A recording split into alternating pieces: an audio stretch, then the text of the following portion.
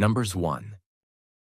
The Lord spoke to Moses in the wilderness of Sinai, in the tent of meeting, on the first day of the second month, in the second year, after they had come out of the land of Egypt, saying, Take a census of all the congregation of the people of Israel, by clans, by fathers' houses, according to the number of names, every male, head by head. From 20 years old and upward, all in Israel who are able to go to war, you and Aaron shall list them, company by company. And there shall be with you a man from each tribe, each man being the head of the house of his fathers. And these are the names of the men who shall assist you. From Reuben, Elizur the son of Shedeur from Simeon, Shelumiel the son of Zurishaddai from Judah, Nahshon the son of Amminadab from Issachar, Nethanel the son of Zuar from Zebulun, Eliab the son of Helon from the sons of Joseph, from Ephraim, Elishama the son of Ammihud, and from Manasseh, Gamaliel the son of Pedazur, from Benjamin, Abidan the son of Gideoni from Dan, Ahiezer the son of Ammishaddai, from Asher, Pagiel the son of Ochran from Gad, Eliasaph the son of Duel from Naphtali, Ahira the son of Enan. These were the ones chosen from the congregation, the chiefs of their ancestral tribes, the heads of the clans of Israel. Moses and Aaron took these men who had been named, and on the first day of the second month, they assembled the whole congregation together, who registered themselves by clans, by fathers' houses, according to the number of names from 20 years old and upward, head by head, as the Lord commanded Moses.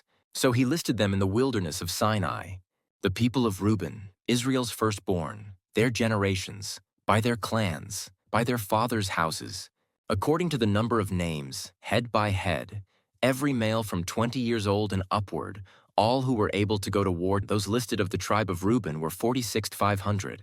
Of the people of Simeon, their generations, by their clans, by their fathers' houses, those of them who were listed, according to the number of names, head by head, every male from 20 years old and upward, all who were able to go to war. Those listed of the tribe of Simeon were 59,300.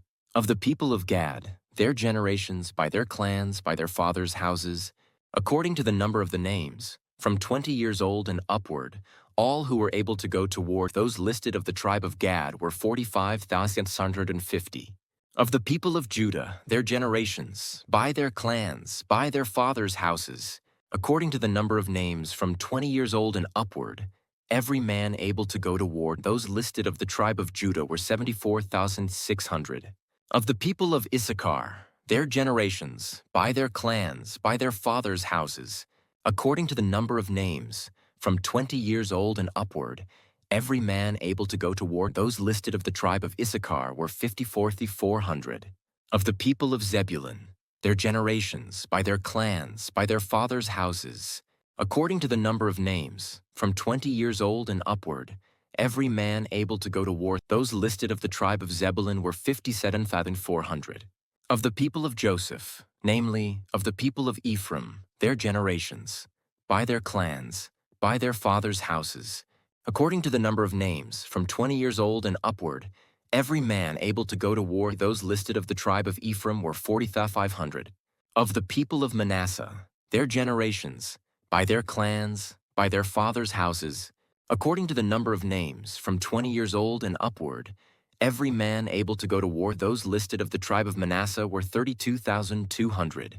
Of the people of Benjamin, their generations, by their clans, by their fathers' houses, according to the number of names, from 20 years old and upward, every man able to go to war. Those listed of the tribe of Benjamin were 35,400. Of the people of Dan, their generations, by their clans, by their fathers' houses, according to the number of names, from 20 years old and upward, every man able to go to war. Those listed of the tribe of Dan were 62,700. Of the people of Asher, their generations, by their clans, by their fathers' houses, according to the number of names, from 20 years old and upward, every man able to go to war. Those listed of the tribe of Asher were 41,500.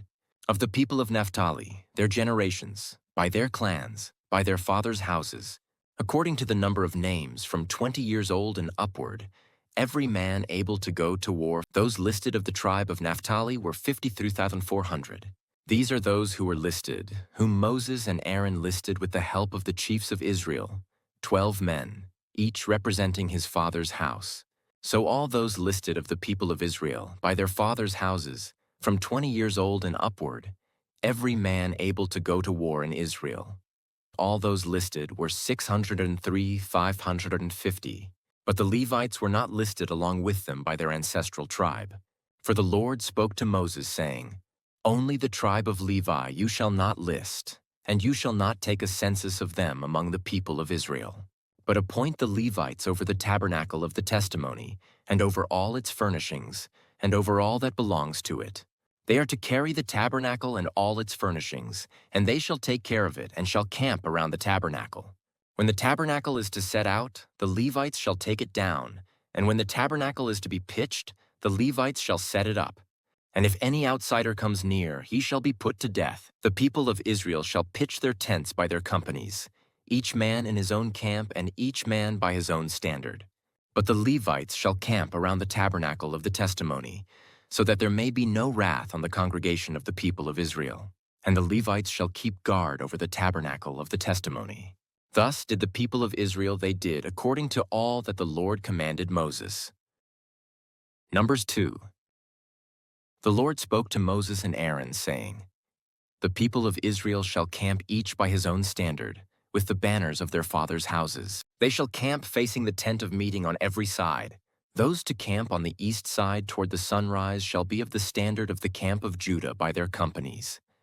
The chief of the people of Judah being Nahshon the son of Amminadab, his company as listed being 74,600. Those to camp next to him shall be the tribe of Issachar, the chief of the people of Issachar being Nethanel the son of Zuar.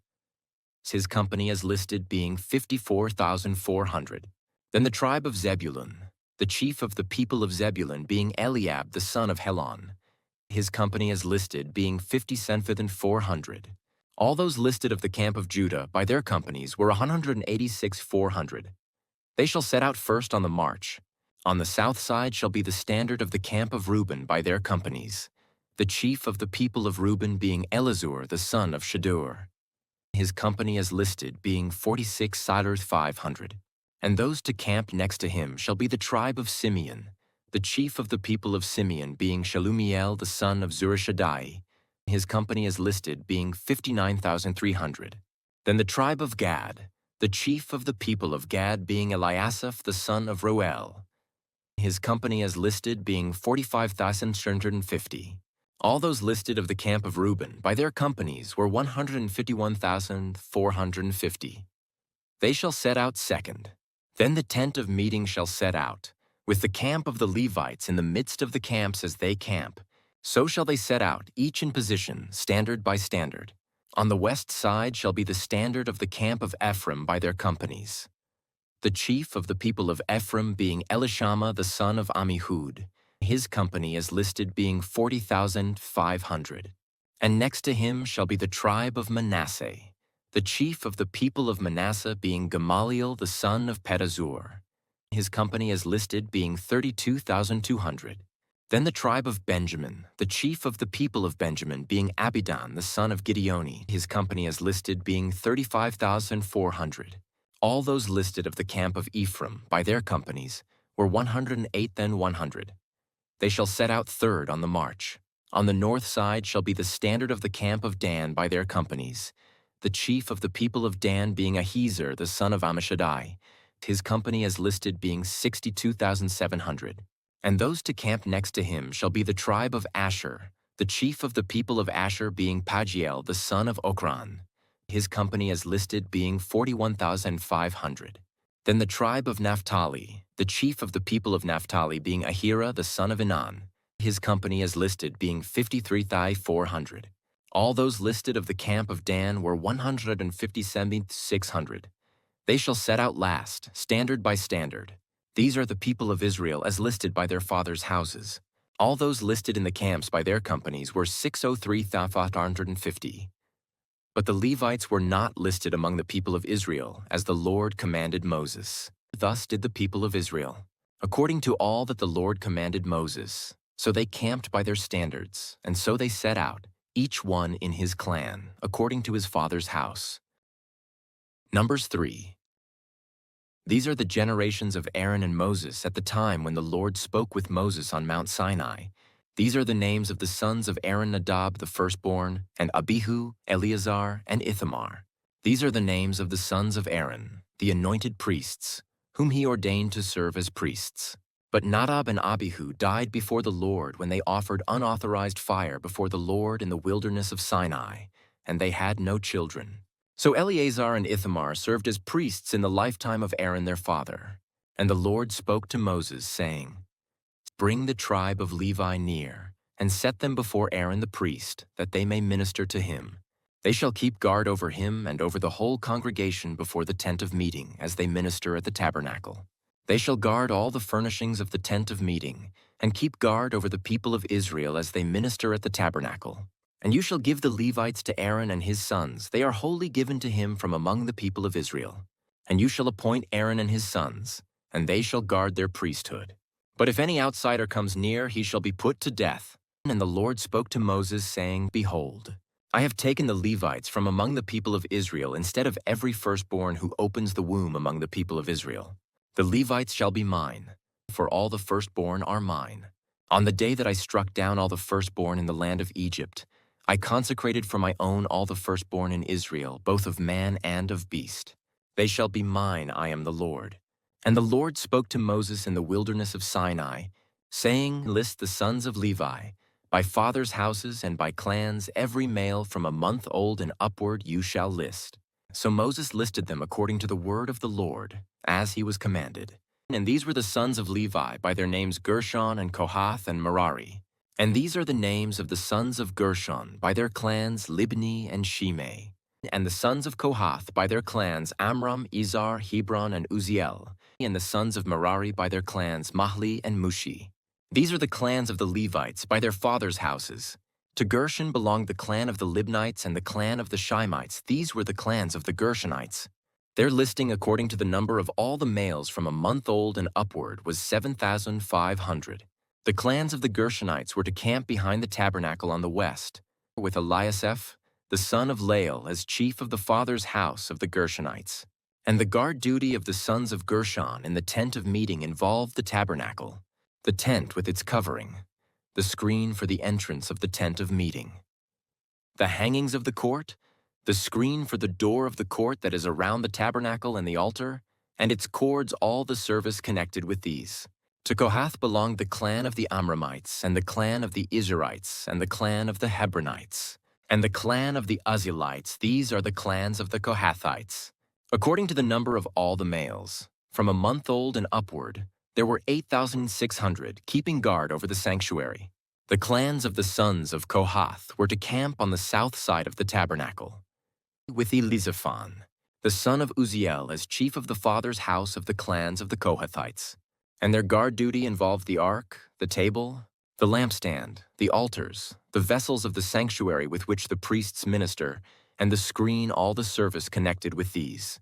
And Eleazar the son of Aaron the priest was to be chief over the chiefs of the Levites, and to have oversight of those who kept guard over the sanctuary. To Merari belonged the clan of the Mahlites and the clan of the Mushites. These are the clans of Merari. Their listing according to the number of all the males from a month old and upward was 6,200. And the chief of the father's house of the clans of Merari was Zuriel the son of Abihail. They were to camp on the north side of the tabernacle. And the appointed guard duty of the sons of Merari involved the frames of the tabernacle, the bars, the pillars, the bases, and all their accessories, all the service connected with these, also the pillars around the court, with their bases and pegs and cords. Those who were to camp before the tabernacle on the east, before the tent of meeting toward the sunrise, were Moses and Aaron and his sons, guarding the sanctuary itself to protect the people of Israel. And any outsider who came near was to be put to death. All those listed among the Levites, whom Moses and Aaron listed at the commandment of the Lord by clans, all the males from a month old and upward, were 22,000. And the Lord said to Moses, "List all the firstborn males of the people of Israel, from a month old and upward, taking the number of their names. And you shall take the Levites for me. I am the Lord, instead of all the firstborn among the people of Israel, and the cattle of the Levites, instead of all the firstborn among the cattle of the people of Israel. So Moses listed all the firstborn among the people of Israel, as the Lord commanded him, and all the firstborn males, according to the number of names, from a month old and upward as listed, were 22,573. And the Lord spoke to Moses, saying, Take the Levites, instead of all the firstborn among the people of Israel, and the cattle of the Levites instead of their cattle. The Levites shall be mine, I am the Lord. And as the redemption price for the 273 of the firstborn of the people of Israel, over and above the number of the male Levites, you shall take 5 shekels per head. You shall take them according to the shekel of the sanctuary, the shekel of 20 gerahs, and give the money to Aaron and his sons as the redemption price for those who are over.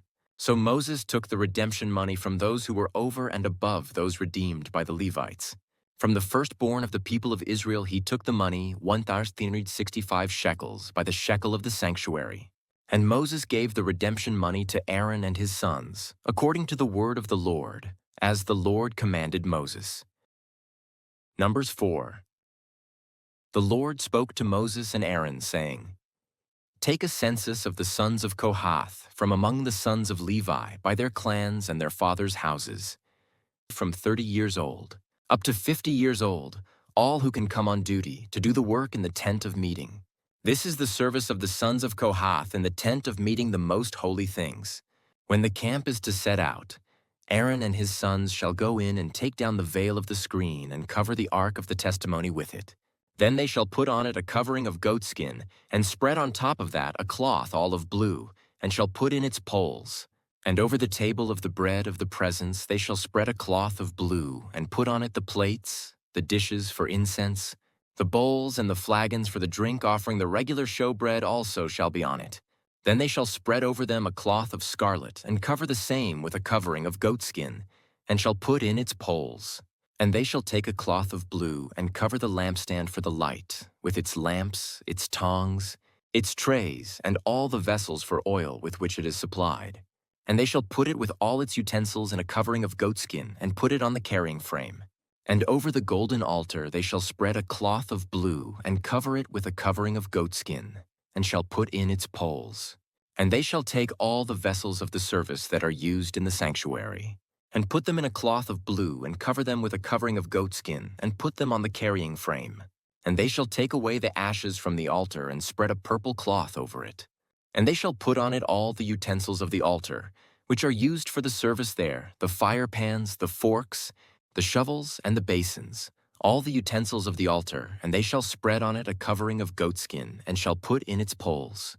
And when Aaron and his sons have finished covering the sanctuary and all the furnishings of the sanctuary, as the camp sets out, after that, the sons of Kohath shall come to carry these, but they must not touch the holy things, lest they die. These are the things of the tent of meeting that the sons of Kohath are to carry. And Eleazar the son of Aaron the priest shall have charge of the oil for the light, the fragrant incense, the regular grain offering, and the anointing oil, with the oversight of the whole tabernacle and all that is in it, of the sanctuary and its vessels. The Lord spoke to Moses and Aaron, saying, Let not the tribe of the clans of the Kohathites be destroyed from among the Levites, but deal thus with them, that they may live and not die when they come near to the most holy things. Aaron and his sons shall go in and appoint them each to his task and to his burden. But they shall not go in to look on the holy things even for a moment, lest they die. The Lord spoke to Moses, saying, Take a census of the sons of Gershon also, by their fathers' houses and by their clans. From 30 years old up to 50 years old, you shall list them, all who can come to do duty, to do service in the tent of meeting. This is the service of the clans of the Gershonites, in serving and bearing burdens. They shall carry the curtains of the tabernacle and the tent of meeting with its covering, and the covering of goatskin that is on top of it, and the screen for the entrance of the tent of meeting, and the hangings of the court, and the screen for the entrance of the gate of the court, that is around the tabernacle and the altar, and their cords and all the equipment for their service. And they shall do all that needs to be done with regard to them. All the service of the sons of the Gershonites shall be at the command of Aaron and his sons, in all that they are to carry and in all that they have to do. And you shall assign to their charge all that they are to carry. This is the service of the clans of the sons of the Gershonites in the tent of meeting, and their guard duty is to be under the direction of Ithamar the son of Aaron the priest. As for the sons of Merari, you shall list them by their clans and their fathers' houses. From 30 years old up to 50 years old, you shall list them, everyone who can come on duty, to do the service of the tent of meeting. And this is what they are charged to carry, as the whole of their service in the tent of meeting, the frames of the tabernacle, with its bars, pillars and bases, and the pillars around the court with their bases, pegs, and cords, with all their equipment and all their accessories. And you shall list by name the objects that they are required to carry. This is the service of the clans of the sons of Merari, the whole of their service in the tent of meeting, under the direction of Ithamar the son of Aaron the priest. And Moses and Aaron and the chiefs of the congregation listed the sons of the Kohathites by their clans and their fathers' houses, from 30 years old up to 50 years old. Everyone who could come on duty for service in the tent of meetings, and those listed by clans were 2,950. This was the list of the clans of the Kohathites, all who served in the tent of meeting, whom Moses and Aaron listed according to the commandment of the Lord by Moses. Those listed of the sons of Gershon by their clans and their fathers' houses, from 30 years old up to 50 years old, everyone who could come on duty for service in the tent of meeting, those listed by their clans and their fathers' houses were 2,630. This was the list of the clans of the sons of Gershon, all who served in the tent of meeting, whom Moses and Aaron listed according to the commandment of the Lord. Those listed of the clans of the sons of Merari by their clans and their fathers' houses, from 30 years old up to 50 years old, everyone who could come on duty for service in the tent of meeting, those listed by clans were 3,200. This was the list of the clans of the sons of Merari, whom Moses and Aaron listed according to the commandment of the Lord by Moses. All those who were listed of the Levites, whom Moses and Aaron and the chiefs of Israel listed, by their clans and their fathers' houses, from 30 years old up to 50 years old, everyone who could come to do the service of ministry and the service of bearing burdens in the tent of meeting, those listed were 8,580. According to the commandment of the Lord through Moses, they were listed, each one with his task of serving or carrying. Thus they were listed by him, as the Lord commanded Moses. Numbers 5. The Lord spoke to Moses, saying, "Command the people of Israel that they put out of the camp everyone who is leprous or has a discharge, and everyone who is unclean through contact with the dead. You shall put out both male and female, putting them outside the camp, that they may not defile their camp, in the midst of which I dwell." And the people of Israel did so, and put them outside the camp as the Lord said to Moses. So the people of Israel did. And the Lord spoke to Moses, saying, "Speak to the people of Israel. When a man or woman commits any of the sins that people commit by breaking faith with the Lord, and that person realizes his guilt, he shall confess his sin that he has committed, and he shall make full restitution for his wrong, adding a fifth to it and giving it to him to whom he did the wrong. But if the man has no next of kin to whom restitution may be made for the wrong, the restitution for wrong shall go to the Lord for the priest, in addition to the ram of atonement with which atonement is made for him. And every contribution, all the holy donations of the people of Israel which they bring to the priest shall be his. Each one shall keep his holy donations. Whatever anyone gives to the priest shall be his." And the Lord spoke to Moses, saying, "Speak to the people of Israel. If any man's wife goes astray and breaks faith with him, if a man lies with her sexually, and it is hidden from the eyes of her husband, and she is undetected, though she has defiled herself, and there is no witness against her, since she was not taken in the act, and if the spirit of jealousy comes over him and he is jealous of his wife, who has defiled herself, or if the spirit of jealousy comes over him and he is jealous of his wife, though she has not defiled herself, then the man shall bring his wife to the priest and bring the offering required of her, 1/10 of an ephah of barley flour. He shall pour no oil on it and put no frankincense on it, for it is a grain offering of jealousy, a grain offering of remembrance, bringing iniquity to remembrance. And the priest shall bring her near and set her before the Lord. And the priest shall take holy water in an earthenware vessel and take some of the dust that is on the floor of the tabernacle and put it into the water. And the priest shall set the woman before the Lord and unbind the hair of the woman's head and place in her hands the grain offering of remembrance, which is the grain offering of jealousy. And in his hand the priest shall have the water of bitterness that brings the curse. Then the priest shall make her take an oath, saying, If no man has lain with you, and if you have not turned aside to uncleanness while you were under your husband's authority, be free from this water of bitterness that brings the curse. But if you have gone astray, though you are under your husband's authority, and if you have defiled yourself, and some man other than your husband has lain with you, then let the priest make the woman take the oath of the curse, and say to the woman, The Lord make you a curse and an oath among your people, when the Lord makes your thigh fall away and your body swell. May this water that brings the curse pass into your bowels and make your womb swell and your thigh fall away. And the woman shall say, Amen, Amen. Then the priest shall write these curses in a book and wash them off into the water of bitterness. And he shall make the woman drink the water of bitterness that brings the curse.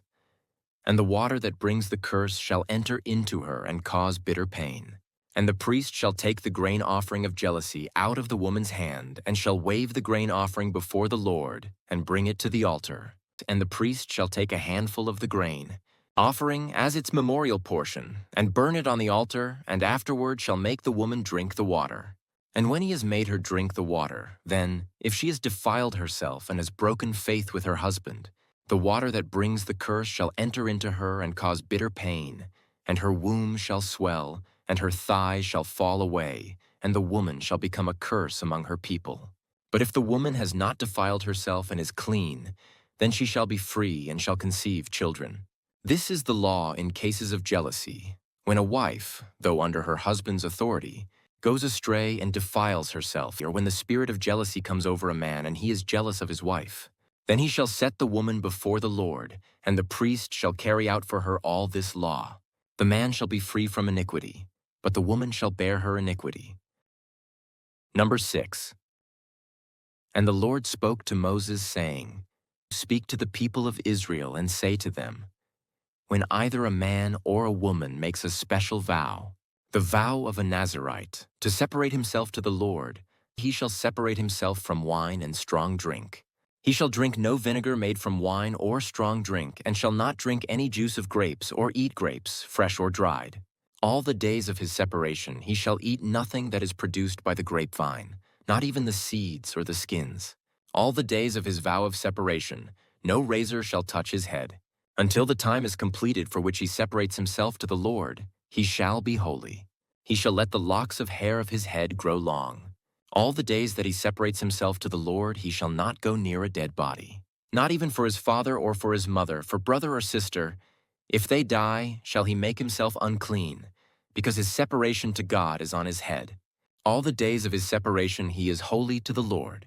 And if any man dies very suddenly beside him, and he defiles his consecrated head, then he shall shave his head on the day of his cleansing. On the 7th day he shall shave it.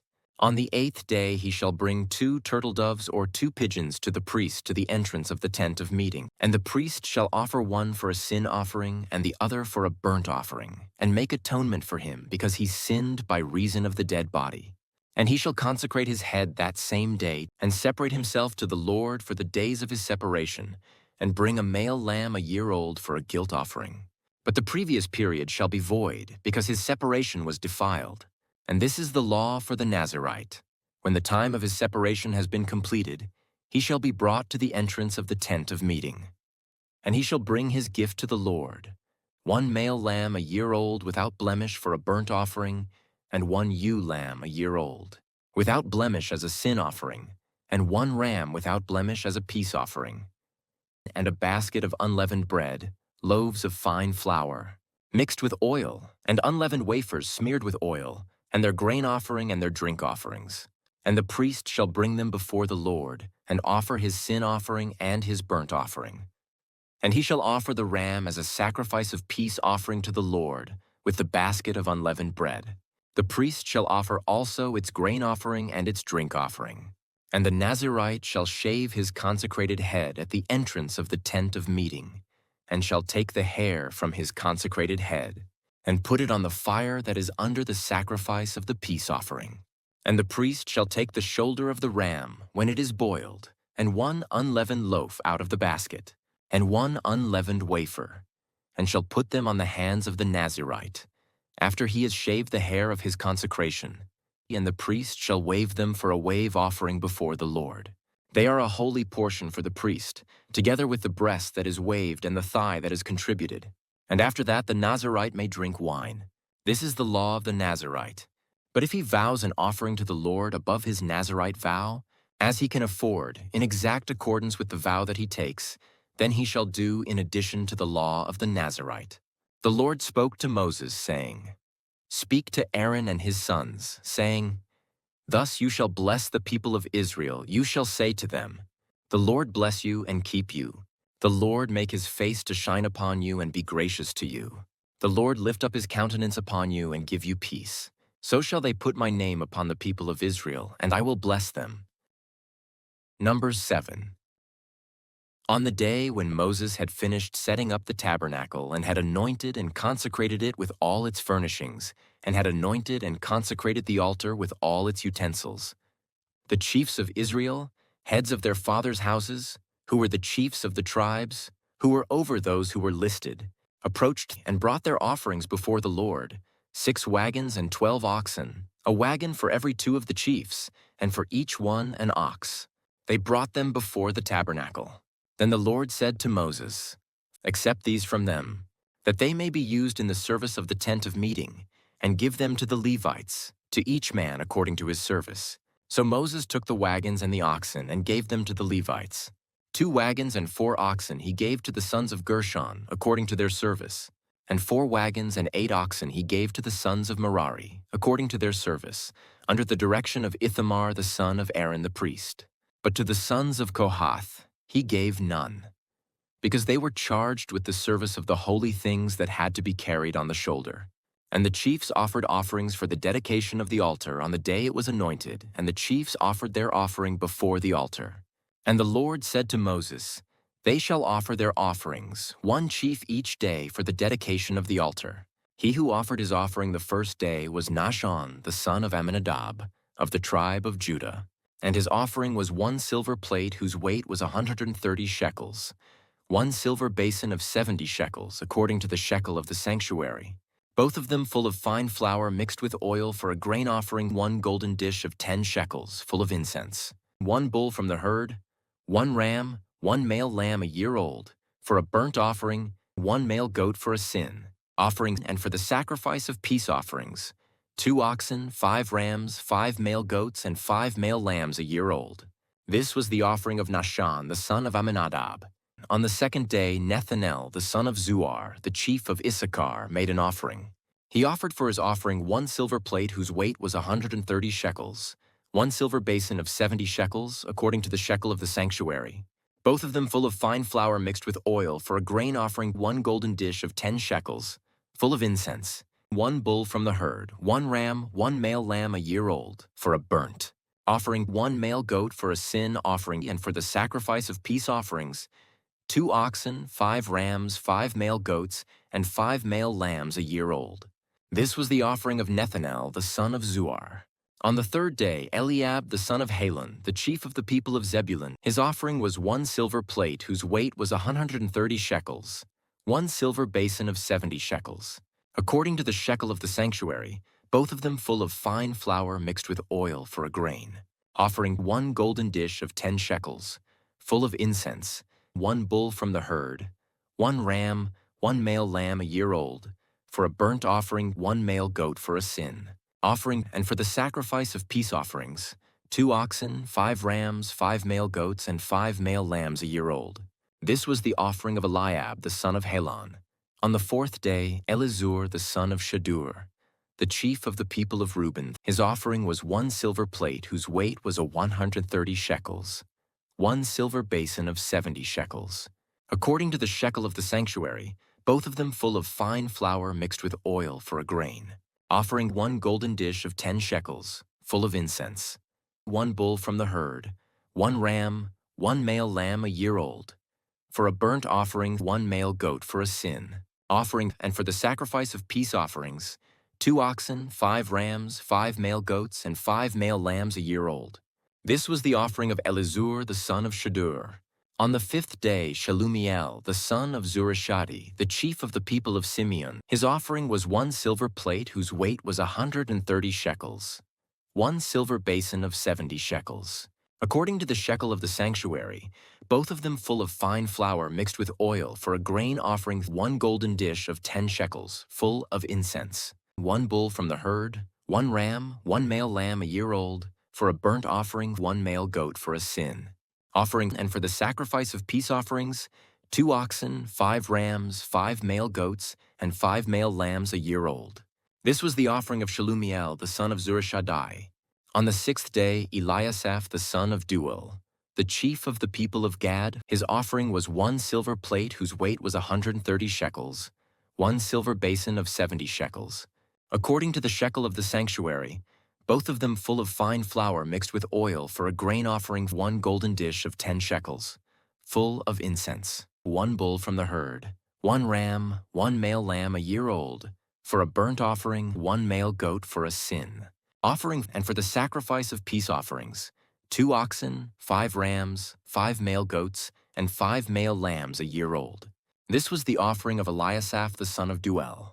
On the 7th day, Elishama the son of Ammihud, the chief of the people of Ephraim, his offering was 1 silver plate whose weight was 130 shekels, 1 silver basin of 70 shekels. According to the shekel of the sanctuary, both of them full of fine flour mixed with oil for a grain offering, 1 golden dish of 10 shekels, full of incense, 1 bull from the herd, 1 ram, 1 male lamb a year old for a burnt offering, 1 male goat for a sin offering, and for the sacrifice of peace offerings, 2 oxen, 5 rams, 5 male goats, and 5 male lambs a year old. This was the offering of Elishama the son of Ammihud. On the 8th day, Gamaliel the son of Pedazur, the chief of the people of Manasseh, his offering was 1 silver plate whose weight was 130 shekels, 1 silver basin of 70 shekels. According to the shekel of the sanctuary, both of them full of fine flour mixed with oil for a grain offering, 1 golden dish of 10 shekels, full of incense, 1 bull from the herd, 1 ram, 1 male lamb a year old, for a burnt offering, 1 male goat for a sin offering, and for the sacrifice of peace offerings, 2 oxen, 5 rams, 5 male goats, and 5 male lambs a year old. This was the offering of Gamaliel the son of Pedazur. On the 9th day, Abidan, the son of Gideoni, the chief of the people of Benjamin, his offering was 1 silver plate whose weight was 130 shekels, 1 silver basin of 70 shekels. According to the shekel of the sanctuary, both of them full of fine flour mixed with oil for a grain offerings, 1 golden dish of 10 shekels, full of incense, 1 bull from the herd, 1 ram, 1 male lamb a year old, for a burnt offering, 1 male goat for a sin offerings, and for the sacrifice of peace offerings, 2 oxen, 5 rams, 5 male goats, and 5 male lambs a year old. This was the offering of Abidan the son of Gideoni. On the 10th day, Ahiezer the son of Ammishaddai, the chief of the people of Dan, his offering was 1 silver plate whose weight was 130 shekels, 1 silver basin of 70 shekels. According to the shekel of the sanctuary, both of them full of fine flour mixed with oil for a grain offering, 1 golden dish of 10 shekels, full of incense, 1 bull from the herd, 1 ram, 1 male lamb a year old, for a burnt offering, 1 male goat for a sin offerings, and for the sacrifice of peace offerings, 2 oxen, 5 rams, 5 male goats, and 5 male lambs a year old. This was the offering of Ahiezer the son of Ammishaddai. On the 11th day, Pagiel the son of Ochran, the chief of the people of Asher, his offering was 1 silver plate whose weight was 130 shekels, 1 silver basin of 70 shekels. According to the shekel of the sanctuary, both of them full of fine flour mixed with oil for a grain offering, 1 golden dish of 10 shekels, full of incense, 1 bull from the herd, 1 ram, 1 male lamb a year old, for a burnt offering, 1 male goat for a sin offerings, and for the sacrifice of peace offerings, 2 oxen, 5 rams, 5 male goats, and 5 male lambs a year old. This was the offering of Pagiel the son of Ochran. On the 12th day, Ahira the son of Enan, the chief of the people of Naphtali. His offering was 1 silver plate whose weight was 130 shekels, 1 silver basin of 70 shekels, according to the shekel of the sanctuary, both of them full of fine flour mixed with oil for a grain offering, 1 golden dish of 10 shekels, full of incense, 1 bull from the herd, 1 ram, 1 male lamb a year old, for a burnt offering, 1 male goat for a sin offering, and for the sacrifice of peace offerings, 2 oxen, 5 rams, 5 male goats, and 5 male lambs a year old. This was the offering of Ahira the son of Anan. This was the dedication offering for the altar on the day when it was anointed. From the chiefs of Israel 12 silver plates, 12 silver basins, 12 golden dishes, each silver plate weighing 130 shekels, and each basin 70. All the silver of the vessels 2,400 shekels according to the shekel of the sanctuary, the 12 golden dishes full of incense weighing 10 shekels apiece according to the shekel of the sanctuary, all the gold of the dishes being 120 shekels, all the cattle for the burnt offering 12 bulls, 12 rams, 12 male lambs a year old with their grain offering, and 12 male goats for a sin offering, and all the cattle for the sacrifice of peace offerings 24 bulls, the rams 60, the male goats 60, the male lambs a year old 60. This was the dedication offering for the altar after it was anointed. And when Moses went into the tent of meeting to speak with the Lord, he heard the voice speaking to him from above the mercy seat that was on the ark of the testimony, from between the 2 cherubim, and it spoke to him. Numbers 8. Now the Lord spoke to Moses, saying, Speak to Aaron and say to him, When you set up the lamps, the 7 lamps shall give light in front of the lampstand. And Aaron did so. He set up its lamps in front of the lampstand, as the Lord commanded Moses. And this was the workmanship of the lampstand, hammered work of gold. From its base to its flowers, it was hammered work according to the pattern that the Lord had shown Moses. So he made the lampstand. And the Lord spoke to Moses, saying, Take the Levites from among the people of Israel and cleanse them. Thus you shall do to them to cleanse them. Sprinkle the water of purification upon them, and let them go with a razor over all their body, and wash their clothes and cleanse themselves. Then let them take a bull from the herd and its grain offering of fine flour mixed with oil, and you shall take another bull from the herd for a sin offering. And you shall bring the Levites before the tent of meeting, and assemble the whole congregation of the people of Israel.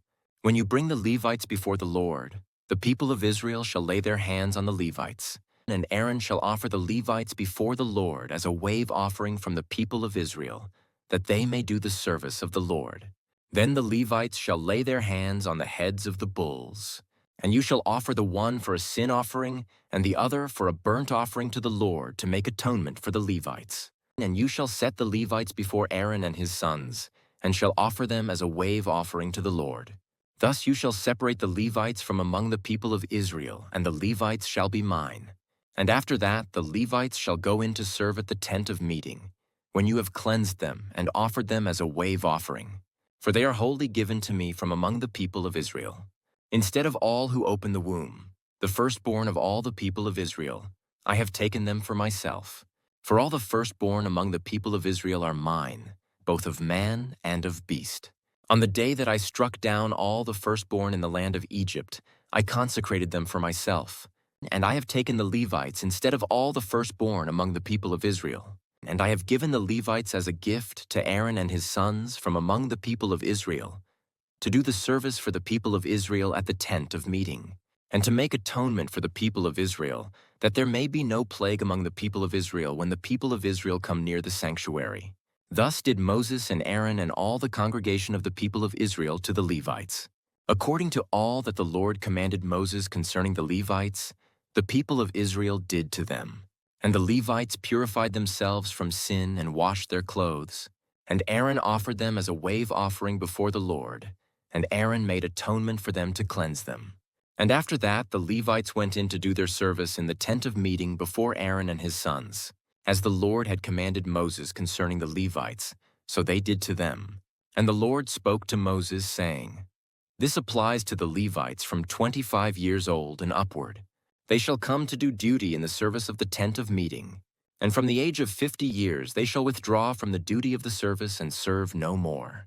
They minister to their brothers in the tent of meeting by keeping guard, but they shall do no service. Thus shall you do to the Levites in assigning their duties.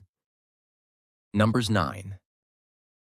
And the Lord spoke to Moses in the wilderness of Sinai in the first month of the second year after they had come out of the land of Egypt, saying, Let the people of Israel keep the Passover at its appointed time. On the 14th day of this month, at twilight, you shall keep it at its appointed time, according to all its statutes and all its rules you shall keep it. So Moses told the people of Israel that they should keep the Passover. And they kept the Passover in the first month, on the 14th day of the month, at twilight, in the wilderness of Sinai, according to all that the Lord commanded Moses. So the people of Israel did. And there were certain men who were unclean through touching a dead body, so that they could not keep the Passover on that day. And they came before Moses and Aaron on that day. And those men said to him, We are unclean through touching a dead body. Why are we kept from bringing the Lord's offering at its appointed time among the people of Israel? And Moses said to them, Wait, that I may hear what the Lord will command concerning you. The Lord spoke to Moses, saying, Speak to the people of Israel, saying, If any one of you or of your descendants is unclean through touching a dead body, or is on a long journey, he shall still keep the Passover to the Lord. In the second month on the 14th day at twilight they shall keep it. They shall eat it with unleavened bread and bitter herbs. They shall leave none of it until the morning, nor break any of its bones according to all the statute for the Passover they shall keep it. But if anyone who is clean and is not on a journey fails to keep the Passover, that person shall be cut off from his people because he did not bring the Lord's offering at its appointed time, that man shall bear his sin. And if a stranger sojourns among you and would keep the Passover to the Lord, according to the statute of the Passover and according to its rule, so shall he do. You shall have one statute, both for the sojourner and for the native. On the day that the tabernacle was set up, the cloud covered the tabernacle, the tent of the testimony. And at evening it was over the tabernacle like the appearance of fire until morning. So it was always the cloud covered it by day and the appearance of fire by night. And whenever the cloud lifted from over the tent, after that, the people of Israel set out, and in the place where the cloud settled down, there the people of Israel camped. At the command of the Lord the people of Israel set out, and at the command of the Lord they camped. As long as the cloud rested over the tabernacle, they remained in camp. Even when the cloud continued over the tabernacle many days, the people of Israel kept the charge of the Lord and did not set out. Sometimes the cloud was a few days over the tabernacle, and according to the command of the Lord, they remained in camp. Then according to the command of the Lord, they set out. And sometimes the cloud remained from evening until morning.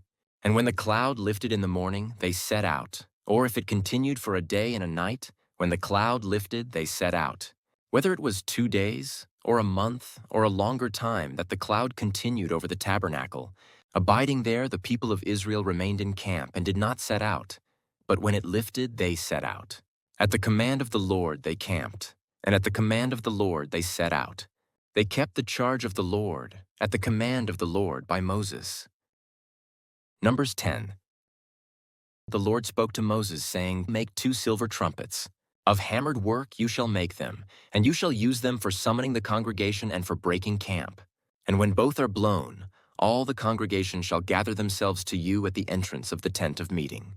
But if they blow only one, then the chiefs, the heads of the tribes of Israel, shall gather themselves to you. When you blow an alarm, the camps that are on the east side shall set out. And when you blow an alarm the second time, the camps that are on the south side shall set out. An alarm is to be blown whenever they are to set out. But when the assembly is to be gathered together, you shall blow a long blast, but you shall not sound an alarm. And the sons of Aaron, the priests, shall blow the trumpets. The trumpets shall be to you for a perpetual statute throughout your generations. And when you go to war in your land against the adversary who oppresses you, then you shall sound an alarm with the trumpets, that you may be remembered before the Lord your God, and you shall be saved from your enemies. On the day of your gladness also, and at your appointed feasts, and at the beginnings of your months, you shall blow the trumpets over your burnt offerings and over the sacrifices of your peace offerings. They shall be a reminder of you before your God. I am the Lord your God. In the second year, in the second month, on the 20th day of the month, the cloud lifted from over the tabernacle of the testimony, and the people of Israel set out by stages from the wilderness of Sinai. And the cloud settled down in the wilderness of Paran. They set out for the first time at the command of the Lord by Moses. The standard of the camp of the people of Judah set out first by their companies, and over their company was Nahshon the son of Amminadab. And over the company of the tribe of the people of Issachar was Nethanel the son of Zuar. And over the company of the tribe of the people of Zebulun was Eliab the son of Helon. And when the tabernacle was taken down, the sons of Gershon and the sons of Merari, who carried the tabernacle, set out. And the standard of the camp of Reuben set out by their companies, and over their company was Elizur the son of Shadur. And over the company of the tribe of the people of Simeon was Shelumiel the son of Zurishaddai. And over the company of the tribe of the people of Gad was Eliasaph the son of Duel. Then the Kohathites set out, carrying the holy things, and the tabernacle was set up before their arrival. And the standard of the camp of the people of Ephraim set out by their companies, and over their company was Elishama the son of Ammihud. And over the company of the tribe of the people of Manasseh was Gamaliel the son of Pedahsur. And over the company of the tribe of the people of Benjamin was Abidan the son of Gideoni. Then the standard of the camp of the people of Dan, acting as the rear guard of all the camps, set out by their companies, and over their company was Ahiezer the son of Ammishaddai. And over the company of the tribe of the people of Asher was Pagiel the son of Okran. And over the company of the tribe of the people of Naphtali was Ahira the son of Enan. This was the order of march of the people of Israel by their companies when they set out. And Moses said to Hobab the son of Reuel the Midianite, Moses' father-in-law, "We are setting out for the place of which the Lord said, 'I will give it to you.' Come with us, and we will do good to you, for the Lord has promised good to Israel." But he said to him, "I will not go. I will depart to my own land and to my kindred." And he said, "Please do not leave us, for you know where we should camp in the wilderness, and you will serve as eyes for us. And if you do go with us, whatever good the Lord will do to us, the same will we do to you." So they set out from the mount of the Lord 3 days' journey. And the ark of the covenant of the Lord went before them 3 days' journey to seek out a resting place for them. And the cloud of the Lord was over them by day whenever they set out from the camp. And whenever the ark set out, Moses said, "Arise, O Lord, and let your enemies be scattered, and let those who hate you flee before you." And when it rested, he said, "Return, O Lord, to the 10,000 thousands of Israel." Numbers 11. And the people complained in the hearing of the Lord about their misfortunes. And when the Lord heard it, his anger was kindled, and the fire of the Lord burned among them and consumed some outlying parts of the camp. Then the people cried out to Moses, and Moses prayed to the Lord, and the fire died down. So the name of that place was called Taberah, because the fire of the Lord burned among them. Now the rabble that was among them had a strong craving. And the people of Israel also wept again and said, "Oh, that we had meat to eat. We remember the fish we ate in Egypt that cost nothing, the cucumbers, the melons, the leeks, the onions, and the garlic. But now our strength is dried up, and there is nothing at all but this manna to look at." Now the manna was like coriander seed, and its appearance like that of bdellium. The people went about and gathered it, and ground it in handmills, or beat it in mortars, and boiled it in pots, and made cakes of it. And the taste of it was like the taste of cakes baked with oil. When the dew fell upon the camp in the night, the manna fell with it. Moses heard the people weeping throughout their clans, everyone at the door of his tent. And the anger of the Lord blazed hotly, and Moses was displeased. Moses said to the Lord, "Why have you dealt ill with your servant? And why have I not found favor in your sight, that you lay the burden of all this people on me? Did I conceive all this people? Did I give them birth, that you should say to me, 'Carry them in your bosom,' as a nurse carries a nursing child, to the land that you swore to give their fathers? Where am I to get meat to give to all this people? For they weep before me and say, 'Give us meat, that we may eat.' I am not able to carry all this people alone. The burden is too heavy for me. If you will treat me like this, kill me at once, if I find favor in your sight, that I may not see my wretchedness." Then the Lord said to Moses, "Gather for me 70 men of the elders of Israel, whom you know to be the elders of the people and officers over them, and bring them to the tent of meeting, and let them take their stand there with you. And I will come down and talk with you there. And I will take some of the spirit that is on you and put it on them, and they shall bear the burden of the people with you, so that you may not bear it yourself alone. And say to the people, Consecrate yourselves for tomorrow, and you shall eat meat, for you have wept in the hearing of the Lord, saying, Who will give us meat to eat? For it was better for us in Egypt. Therefore the Lord will give you meat, and you shall eat. You shall not eat just 1 day, or 2 days, or 5 days, or 10 days, or 20 days, but a whole month, until it comes out at your nostrils and becomes loathsome to you, because you have rejected the Lord, who is among you, and have wept before him, saying, Why did we come out of Egypt? But Moses said, The people among whom I am number 600,000 on foot, and you have said, I will give them meat, that they may eat a whole month. Shall flocks and herds be slaughtered for them, and be enough for them? Or shall all the fish of the sea be gathered together for them, and be enough for them? And the Lord said to Moses, Is the Lord's hand shortened? Now you shall see whether my word will come true for you or not. So Moses went out and told the people the words of the Lord.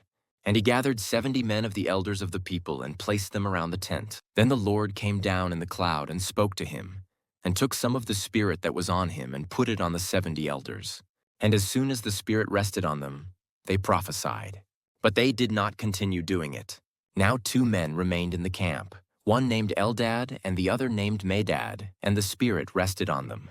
They were among those registered, but they had not gone out to the tent, and so they prophesied in the camp. And a young man ran and told Moses, Eldad and Medad are prophesying in the camp. And Joshua the son of Nun, the assistant of Moses from his youth, said, My lord Moses, stop them. But Moses said to him, Are you jealous for my sake?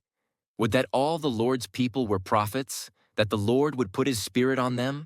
And Moses and the elders of Israel returned to the camp. Then a wind from the Lord sprang up, and it brought quail from the sea, and let them fall beside the camp, about a day's journey on this side, and a day's journey on the other side, around the camp, and about 2 cubits above the ground.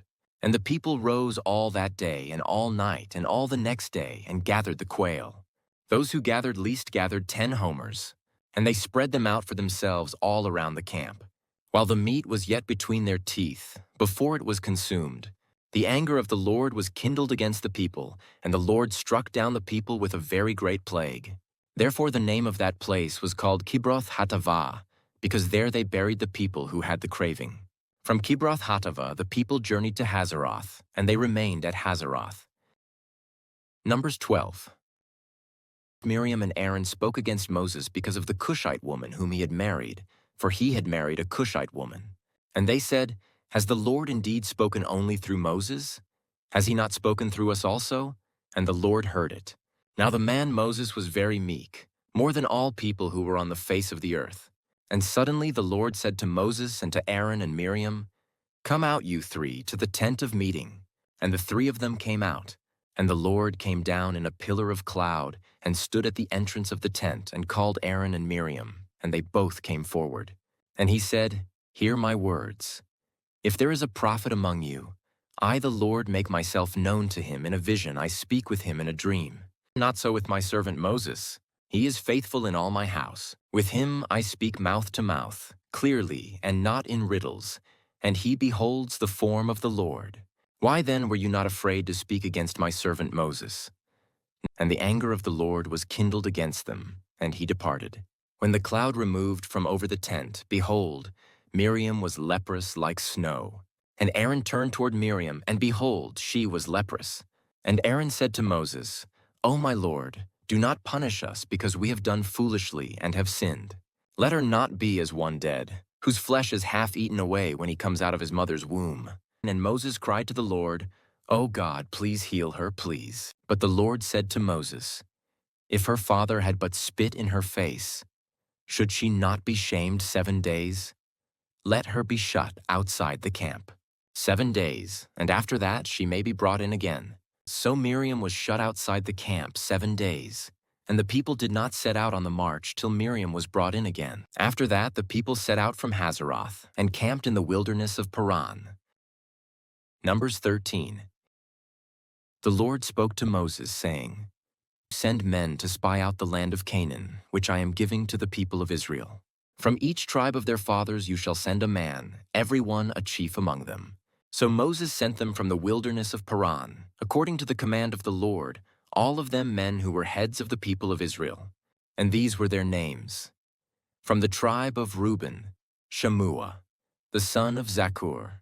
From the tribe of Simeon, Shaphat, the son of Horis. From the tribe of Judah, Caleb the son of Jephunneh. From the tribe of Issachar, Eagle the son of Joseph. From the tribe of Ephraim, Hoshea, the son of Nun. From the tribe of Benjamin, Palti the son of Raphud. From the tribe of Zebulun, Gadiel the son of Sodi. From the tribe of Joseph, that is, from the tribe of Manasseh, Gadi, the son of Suzi. From the tribe of Dan, Amiel the son of Gemali. From the tribe of Asher, Sethur the son of Michael.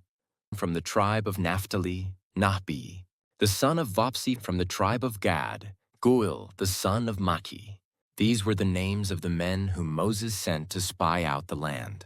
And Moses called Hoshea the son of Nun Joshua. Moses sent them to spy out the land of Canaan and said to them, "Go up into the Negeb and go up into the hill country and see what the land is, and whether the people who dwell in it are strong or weak, whether they are few or many, and whether the land that they dwell in is good or bad, and whether the cities that they dwell in are camps or strongholds, and whether the land is rich or poor, and whether there are trees in it or not.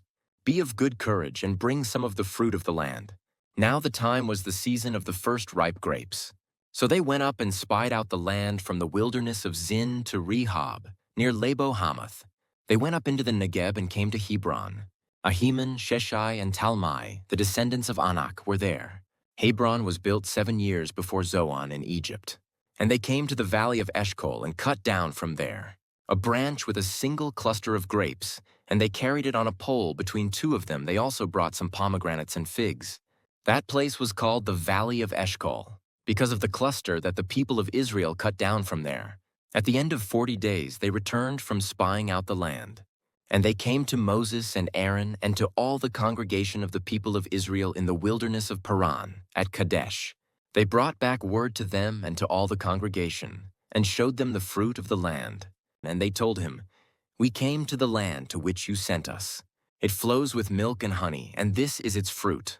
However, the people who dwell in the land are strong, and the cities are fortified and very large.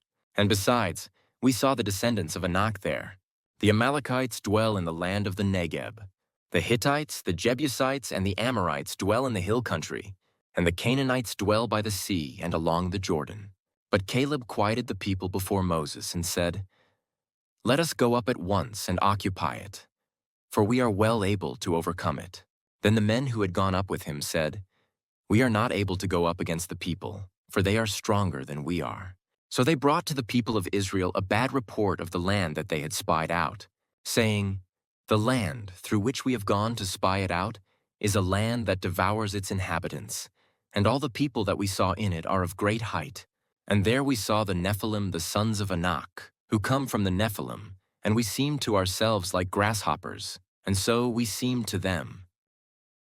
Numbers 14. Then all the congregation raised a loud cry, and the people wept that night. And all the people of Israel grumbled against Moses and Aaron. The whole congregation said to them, "Would that we had died in the land of Egypt, or would that we had died in this wilderness. Why is the Lord bringing us into this land, to fall by the sword? Our wives and our little ones will become a prey. Would it not be better for us to go back to Egypt?" And they said to one another, "Let us choose a leader and go back to Egypt." Then Moses and Aaron fell on their faces before all the assembly of the congregation of the people of Israel. And Joshua the son of Nun and Caleb the son of Jephunneh, who were among those who had spied out the land, tore their clothes and said to all the congregation of the people of Israel, "The land which we passed through to spy it out is an exceedingly good land. If the Lord delights in us, he will bring us into this land and give it to us, a land that flows with milk and honey. Only do not rebel against the Lord, and do not fear the people of the land, for they are bread for us. Their protection is removed from them, and the Lord is with us. Do not fear them." Then all the congregation said to stone them with stones. But the glory of the Lord appeared at the tent of meeting to all the people of Israel. And the Lord said to Moses, How long will this people despise me? And how long will they not believe in me, in spite of all the signs that I have done among them? I will strike them with the pestilence and disinherit them, and I will make of you a nation greater and mightier than they. But Moses said to the Lord, Then the Egyptians will hear of it, for you brought up this people in your might from among them. And they will tell the inhabitants of this land, They have heard that you, O Lord, are in the midst of this people. For you, O Lord, are seen face to face, and your cloud stands over them, and you go before them, in a pillar of cloud by day and in a pillar of fire by night.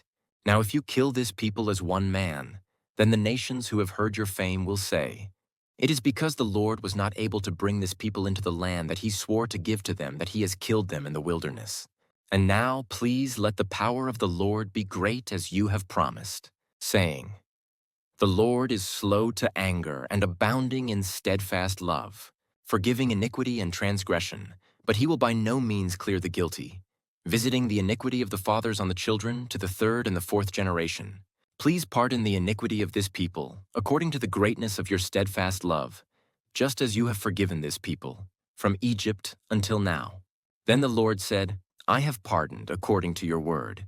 But truly, as I live, and as all the earth shall be filled with the glory of the Lord, none of the men who have seen my glory and my signs that I did in Egypt and in the wilderness, and yet have put me to the test these 10 times, and have not obeyed my voice, shall see the land that I swore to give to their fathers. And none of those who despised me shall see it. But my servant Caleb, because he has a different spirit and has followed me fully, I will bring into the land into which he went, and his descendants shall possess it. Now, since the Amalekites and the Canaanites dwell in the valleys, turn tomorrow and set out for the wilderness by the way to the Red Sea.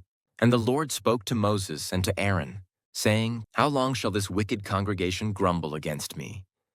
I have heard the grumblings of the people of Israel, which they grumble against me.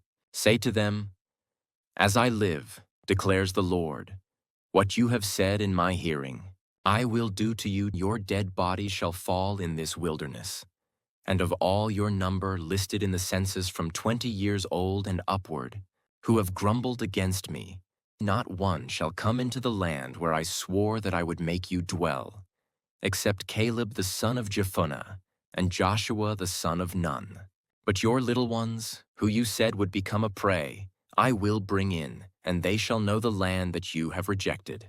But as for you, your dead bodies shall fall in this wilderness, and your children shall be shepherds in the wilderness, 40 years, and shall suffer for your faithlessness, until the last of your dead bodies lies in the wilderness. According to the number of the days in which you spied out the land, 40 days, a year for each day, you shall bear your iniquity 40 years, and you shall know my displeasure. I, the Lord, have spoken. Surely this will I do to all this wicked congregation who are gathered together against me in this wilderness. They shall come to a full end, and there they shall die.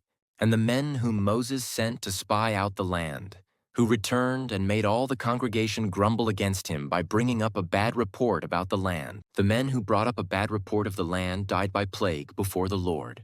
Of those men who went to spy out the land, only Joshua the son of Nun and Caleb the son of Jephunneh remained alive.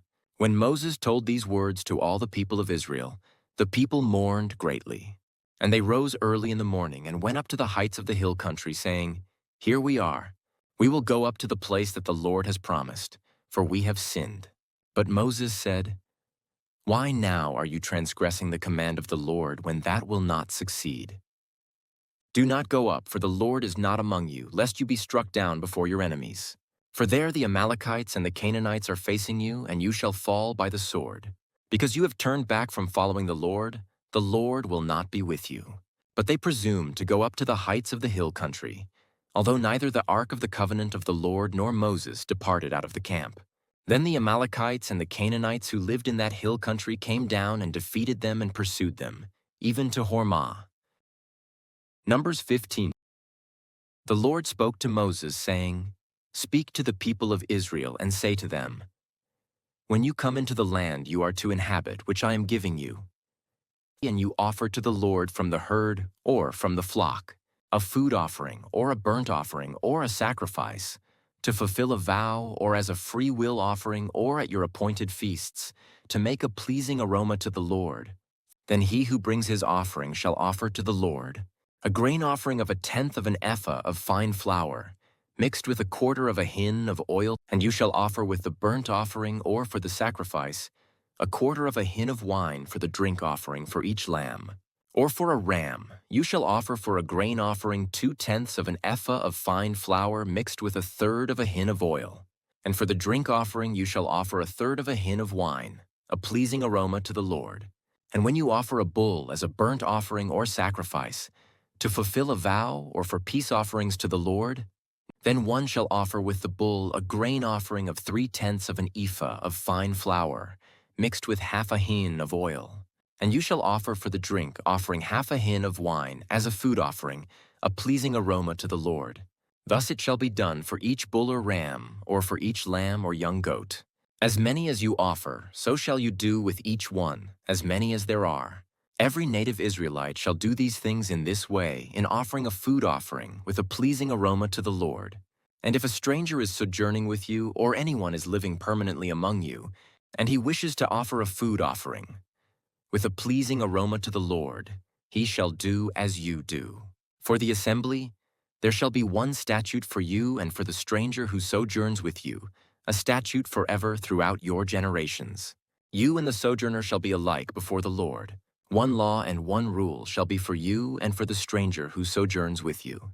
The Lord spoke to Moses, saying, Speak to the people of Israel and say to them, When you come into the land to which I bring you, and when you eat of the bread of the land, you shall present a contribution to the Lord.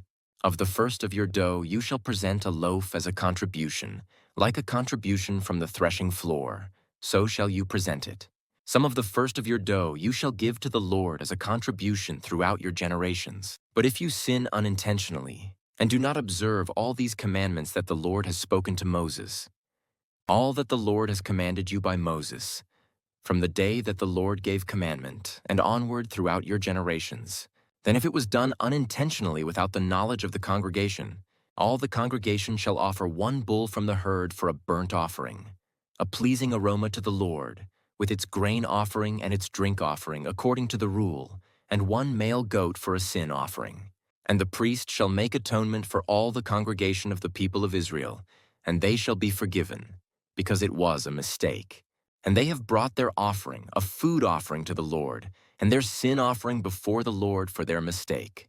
And all the congregation of the people of Israel shall be forgiven, and the stranger who sojourns among them, because the whole population was involved in the mistake.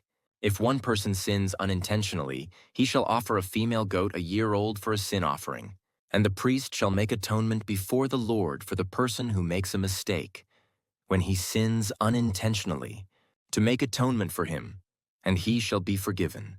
You shall have one law for him who does anything unintentionally, for him who is native among the people of Israel and for the stranger who sojourns among them. But the person who does anything with a high hand, whether he is native or a sojourner, reviles the Lord, and that person shall be cut off from among his people. Because he has despised the word of the Lord and has broken his commandment, that person shall be utterly cut off, his iniquity shall be on him. While the people of Israel were in the wilderness, they found a man gathering sticks on the Sabbath day. And those who found him gathering sticks brought him to Moses and Aaron and to all the congregation. They put him in custody, because it had not been made clear what should be done to him. And the Lord said to Moses, The man shall be put to death, all the congregation shall stone him with stones outside the camp. And all the congregation brought him outside the camp and stoned him to death with stones, as the Lord commanded Moses. The Lord said to Moses, Speak to the people of Israel, and tell them to make tassels on the corners of their garments throughout their generations, and to put a cord of blue on the tassel of each corner. And it shall be a tassel for you to look at. And remember all the commandments of the Lord, to do them, not to follow after your own heart and your own eyes, which you are inclined to whore after. So you shall remember and do all my commandments, and be holy to your God. I am the Lord your God, who brought you out of the land of Egypt to be your God. I am the Lord your God. Numbers 16. Now Korah the son of Izhar, son of Kohath, son of Levi, and Dathan and Abiram the sons of Eliab, and on the son of Peleth, sons of Reuben, took men. And they rose up before Moses with a number of the people of Israel, 250 chiefs of the congregation, chosen from the assembly, well-known men. They assembled themselves together against Moses and against Aaron, and said to them, "You have gone too far, for all in the congregation are holy, every one of them, and the Lord is among them. Why then do you exalt yourselves above the assembly of the Lord?" When Moses heard it, he fell on his face, and he said to Korah and all his company, "In the morning the Lord will show who is his and who is holy, and will bring him near to him. The one whom he chooses he will bring near to him.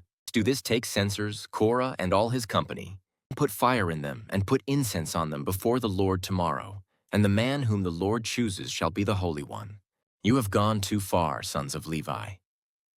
And Moses said to Korah, "Hear now, you sons of Levi, is it too small a thing for you that the God of Israel has separated you from the congregation of Israel, to bring you near to himself, to do service in the tabernacle of the Lord, and to stand before the congregation to minister to them, and that he has brought you near him, and all your brothers, the sons of Levi, with you? And would you seek the priesthood also? Therefore it is against the Lord that you and all your company have gathered together. What is Aaron that you grumble against him?" And Moses sent to call Dathan and Abiram, the sons of Eliab, and they said, "We will not come up. Is it a small thing that you have brought us up out of a land flowing with milk and honey, to kill us in the wilderness, that you must also make yourself a prince over us? Moreover, you have not brought us into a land flowing with milk and honey, nor given us inheritance of fields and vineyards. Will you put out the eyes of these men? We will not come up." And Moses was very angry and said to the Lord, "Do not respect their offering. I have not taken one donkey from them, and I have not harmed one of them." And Moses said to Korah, "Be present, you and all your company, before the Lord, you and they, and Aaron, tomorrow. And let every one of you take his censer and put incense on it, and every one of you bring before the Lord his censer, 250 censers you also, and Aaron, each his censer." So every man took his censer and put fire in them and laid incense on them and stood at the entrance of the tent of meeting with Moses and Aaron. Then Korah assembled all the congregation against them at the entrance of the tent of meeting. And the glory of the Lord appeared to all the congregation. And the Lord spoke to Moses and to Aaron, saying, "Separate yourselves from among this congregation, that I may consume them in a moment."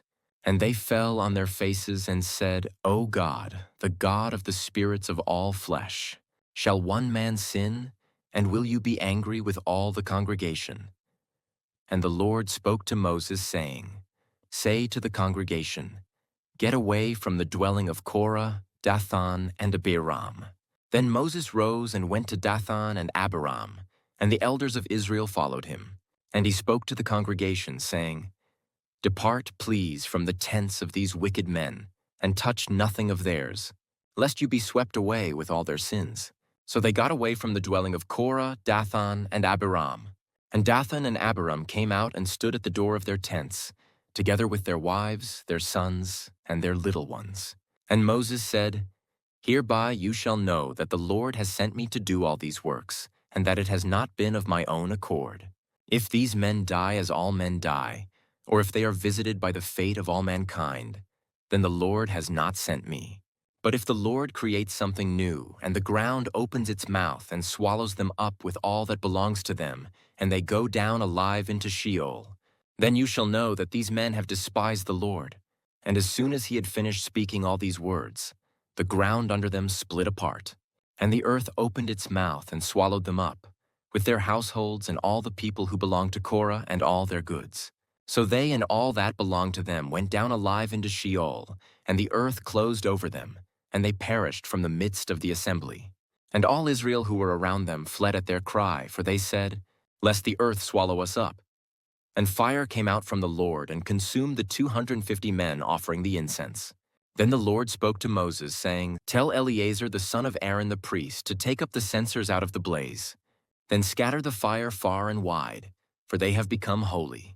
As for the censers of these men who have sinned at the cost of their lives, let them be made into hammered plates as a covering for the altar, for they offered them before the Lord, and they became holy.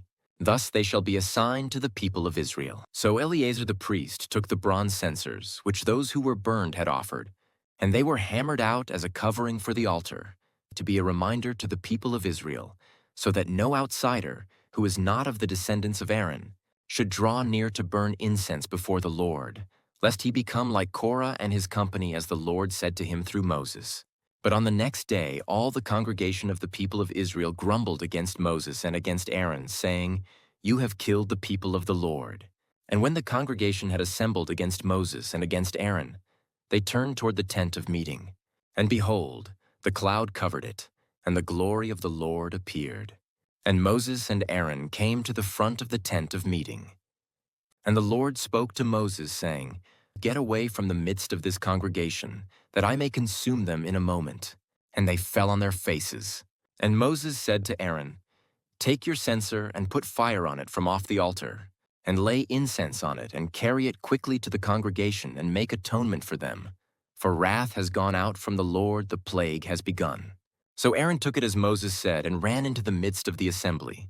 And behold, the plague had already begun among the people. And he put on the incense and made atonement for the people. And he stood between the dead and the living, and the plague was stopped. Now those who died in the plague were 14,700, besides those who died in the affair of Korah. And Aaron returned to Moses at the entrance of the tent of meeting when the plague was stopped. Numbers 17. The Lord spoke to Moses, saying, "Speak to the people of Israel and get from them staffs, one for each father's house, from all their chiefs according to their fathers' houses, 12 staffs.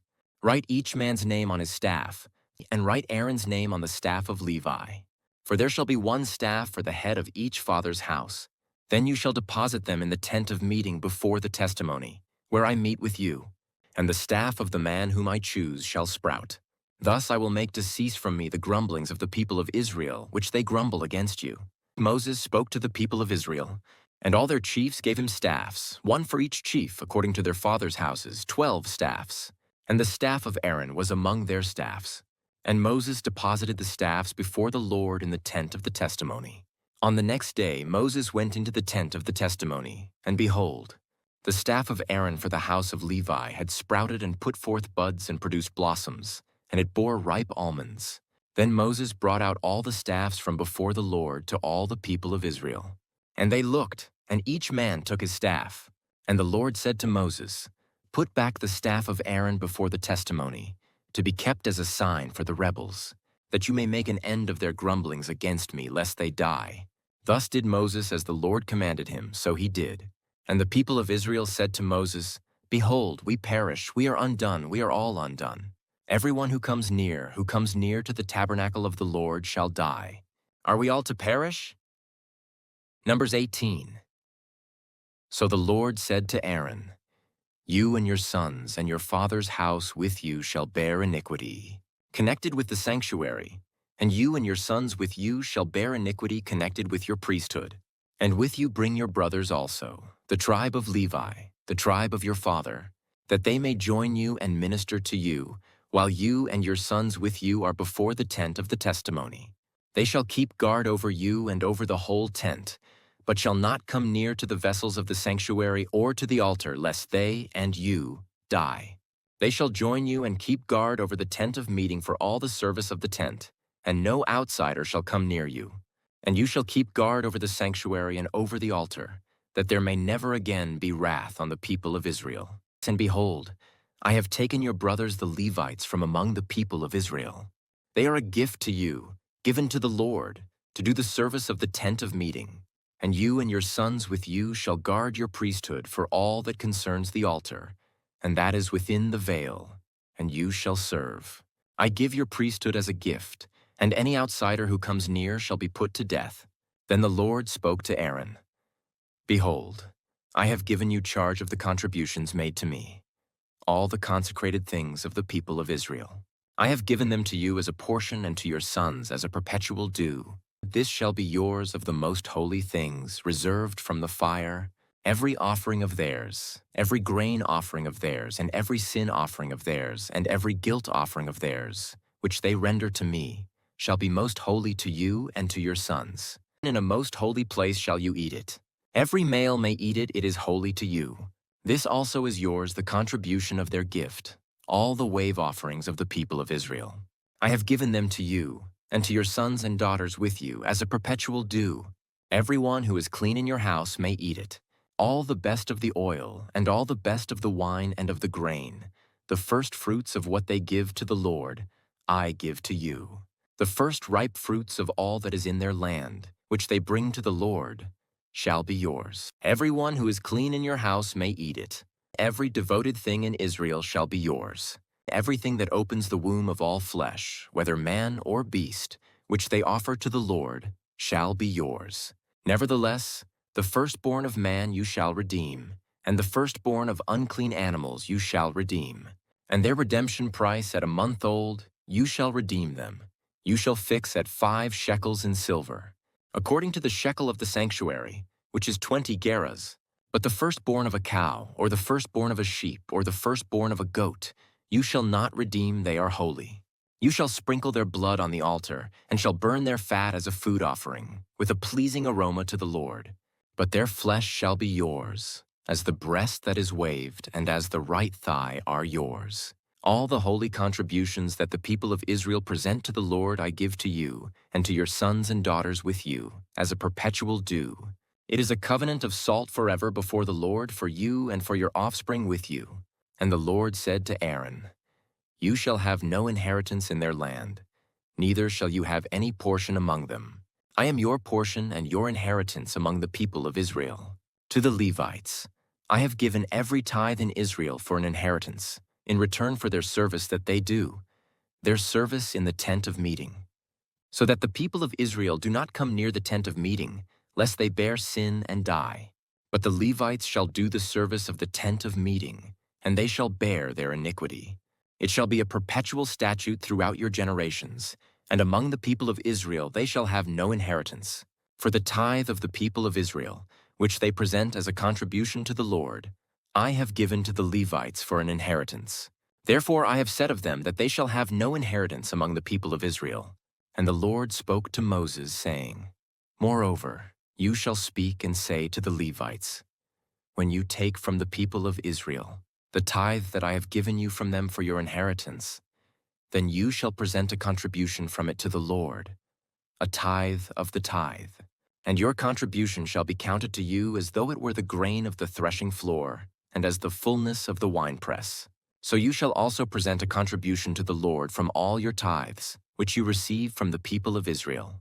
And from it you shall give the Lord's contribution to Aaron the priest. Out of all the gifts to you, you shall present every contribution due to the Lord. From each its best part is to be dedicated. Therefore you shall say to them, When you have offered from it the best of it, then the rest shall be counted to the Levites as produce of the threshing floor, and as produce of the winepress. And you may eat it in any place, you and your households, for it is your reward in return for your service in the tent of meeting. And you shall bear no sin by reason of it, when you have contributed the best of it. But you shall not profane the holy things of the people of Israel, lest you die. Numbers 19. Now the Lord spoke to Moses and to Aaron, saying, This is the statute of the law that the Lord has commanded. Tell the people of Israel to bring you a red heifer without defect, in which there is no blemish, and on which a yoke has never come. And you shall give it to Eleazar the priest, and it shall be taken outside the camp and slaughtered before him.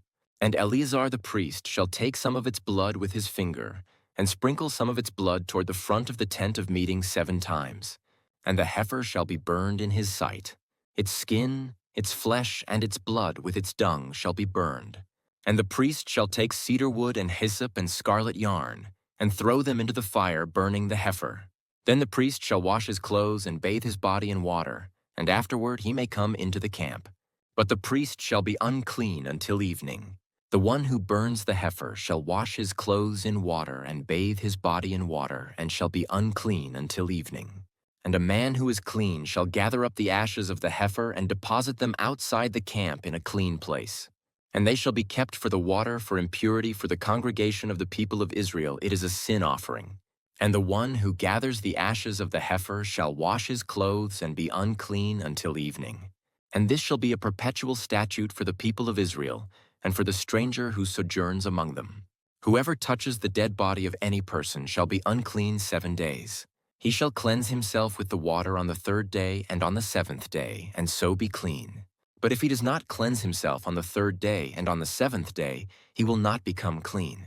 Whoever touches a dead person, the body of anyone who has died, and does not cleanse himself, defiles the tabernacle of the Lord, and that person shall be cut off from Israel because the water for impurity was not thrown on him. He shall be unclean. His uncleanness is still on him. This is the law when someone dies in a tent. Everyone who comes into the tent and everyone who is in the tent shall be unclean 7 days. And every open vessel that has no cover fastened on it is unclean. Whoever in the open field touches someone who was killed with a sword or who died naturally, or touches a human bone or a grave, shall be unclean 7 days. For the unclean they shall take some ashes of the burnt sin offering, and fresh water shall be added in a vessel. Then a clean person shall take hyssop and dip it in the water and sprinkle it on the tent and on all the furnishings and on the persons who were there, and on whoever touched the bone, or the slain, or the dead, or the grave. And the clean person shall sprinkle it on the unclean on the 3rd day and on the 7th day. Thus on the 7th day he shall cleanse him, and he shall wash his clothes and bathe himself in water, and at evening he shall be clean. If the man who is unclean does not cleanse himself, that person shall be cut off from the midst of the assembly, since he has defiled the sanctuary of the Lord. Because the water for impurity has not been thrown on him, he is unclean, and it shall be a statute forever for them. The one who sprinkles the water for impurity shall wash his clothes, and the one who touches the water for impurity shall be unclean until evening. And whatever the unclean person touches shall be unclean, and anyone who touches it shall be unclean until evening. Numbers 20.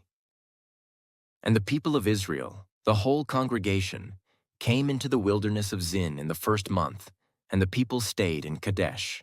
And Miriam died there and was buried there.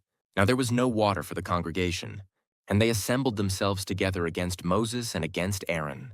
And the people quarreled with Moses and said, "Would that we had perished when our brothers perished before the Lord. Why have you brought the assembly of the Lord into this wilderness, that we should die here, both we and our cattle? And why have you made us come up out of Egypt to bring us to this evil place? It is no place for grain or figs or vines or pomegranates, and there is no water to drink." Then Moses and Aaron went from the presence of the assembly to the entrance of the tent of meeting and fell on their faces. And the glory of the Lord appeared to them. And the Lord spoke to Moses, saying, "Take the staff and assemble the congregation, you and Aaron your brother, and tell the rock before their eyes to yield its water. So you shall bring water out of the rock for them and give drink to the congregation and their cattle." And Moses took the staff from before the Lord, as he commanded him. Then Moses and Aaron gathered the assembly together before the rock, and he said to them, "Hear now, you rebels, shall we bring water for you out of this rock?" And Moses lifted up his hand and struck the rock with his staff twice, and water came out abundantly, and the congregation drank, and their livestock. And the Lord said to Moses and Aaron, "Because you did not believe in me, to uphold me as holy in the eyes of the people of Israel, therefore you shall not bring this assembly into the land that I have given them. These are the waters of Meribah, where the people of Israel quarreled with the Lord, and through them he showed himself holy." Moses sent messengers from Kadesh to the king of Edom. "Thus says your brother Israel, you know all the hardship that we have met, how our fathers went down to Egypt, and we lived in Egypt a long time. And the Egyptians dealt harshly with us and our fathers. And when we cried to the Lord, he heard our voice and sent an angel and brought us out of Egypt. And here we are in Kadesh, a city on the edge of your territory. Please let us pass through your land. We will not pass through field or vineyard, or drink water from a well. We will go along the king's highway. We will not turn aside to the right hand or to the left, until we have passed through your territory." But Edom said to him, "You shall not pass through, lest I come out with the sword against you." And the people of Israel said to him, "We will go up by the highway, and if we drink of your water, I and my livestock, then I will pay for it. Let me only pass through on foot, nothing more." But he said, "You shall not pass through." And Edom came out against them with a large army and with a strong force. Thus Edom refused to give Israel passage through his territory, so Israel turned away from him. And they journeyed from Kadesh, and the people of Israel, the whole congregation, came to Mount Hor. And the Lord said to Moses and Aaron at Mount Hor, on the border of the land of Edom, "Let Aaron be gathered to his people, for he shall not enter the land that I have given to the people of Israel, because you rebelled against my command at the waters of Meribah. Take Aaron and Eleazar his son and bring them up to Mount Hor, and strip Aaron of his garments and put them on Eleazar his son. And Aaron shall be gathered to his people and shall die there." Moses did as the Lord commanded, and they went up Mount Hor in the sight of all the congregation. And Moses stripped Aaron of his garments and put them on Eleazar his son. And Aaron died there on the top of the mountain.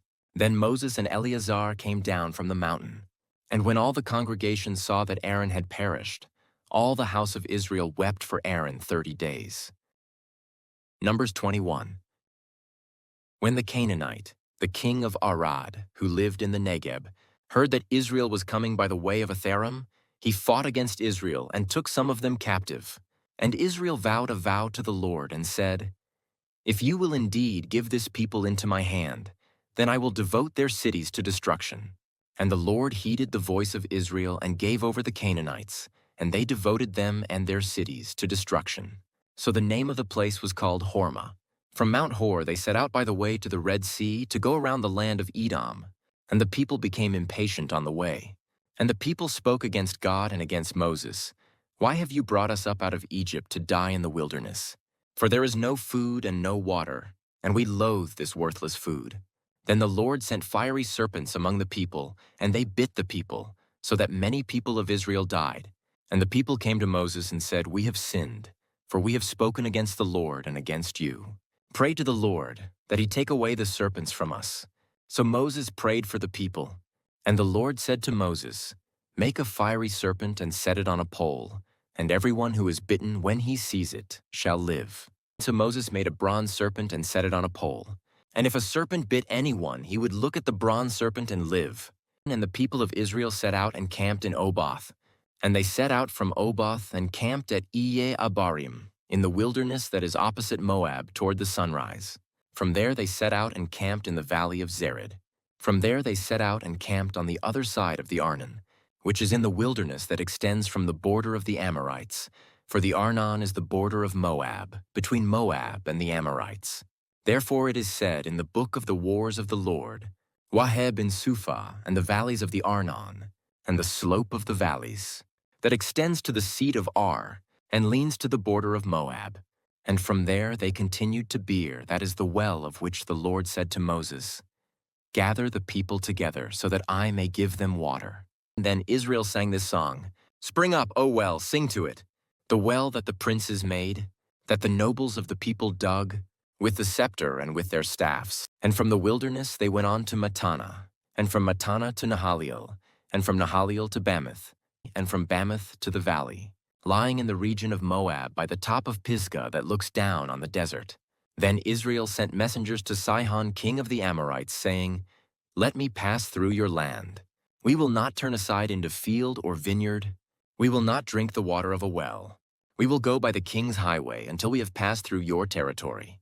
But Sihon would not allow Israel to pass through his territory. He gathered all his people together and went out against Israel to the wilderness and came to Jahaz and fought against Israel. And Israel defeated him with the edge of the sword and took possession of his land from the Arnon to the Jabbok, as far as to the Ammonites, for the border of the Ammonites was strong. And Israel took all these cities, and Israel settled in all the cities of the Amorites, in Heshbon and in all its villages. For Heshbon was the city of Sihon, the king of the Amorites, who had fought against the former king of Moab and taken all his land out of his hand, as far as the Arnon. And therefore the ballad singers say, "Come to Heshbon, let it be built. Let the city of Sihon be established. For fire came out from Heshbon, flame from the city of Sihon. It devoured Ar of Moab, and swallowed the heights of the Arnon. Woe to you, O Moab! You are undone, O people of Chemosh. He has made his sons fugitives, and his daughters captives, to an Amorite king Sihon. So we overthrew them. Heshbon, as far as Dibon, perished, and we laid waste as far as Nophah. Fire spread as far as Medeba. Thus Israel lived in the land of the Amorites. And Moses sent to spy out Jazer, and they captured its villages and dispossessed the Amorites who were there. Then they turned and went up by the way to Bashan. And Og the king of Bashan came out against them, he and all his people, to battle at Edrei. But the Lord said to Moses, "Do not fear him, for I have given him into your hand, and all his people and his land. And you shall do to him as you did to Sihon king of the Amorites, who lived at Heshbon." So they defeated him and his sons and all his people until he had no survivor left. And they possessed his land. Numbers 22. Then the people of Israel set out and camped in the plains of Moab beyond the Jordan at Jericho. And Balak the son of Zippor saw all that Israel had done to the Amorites.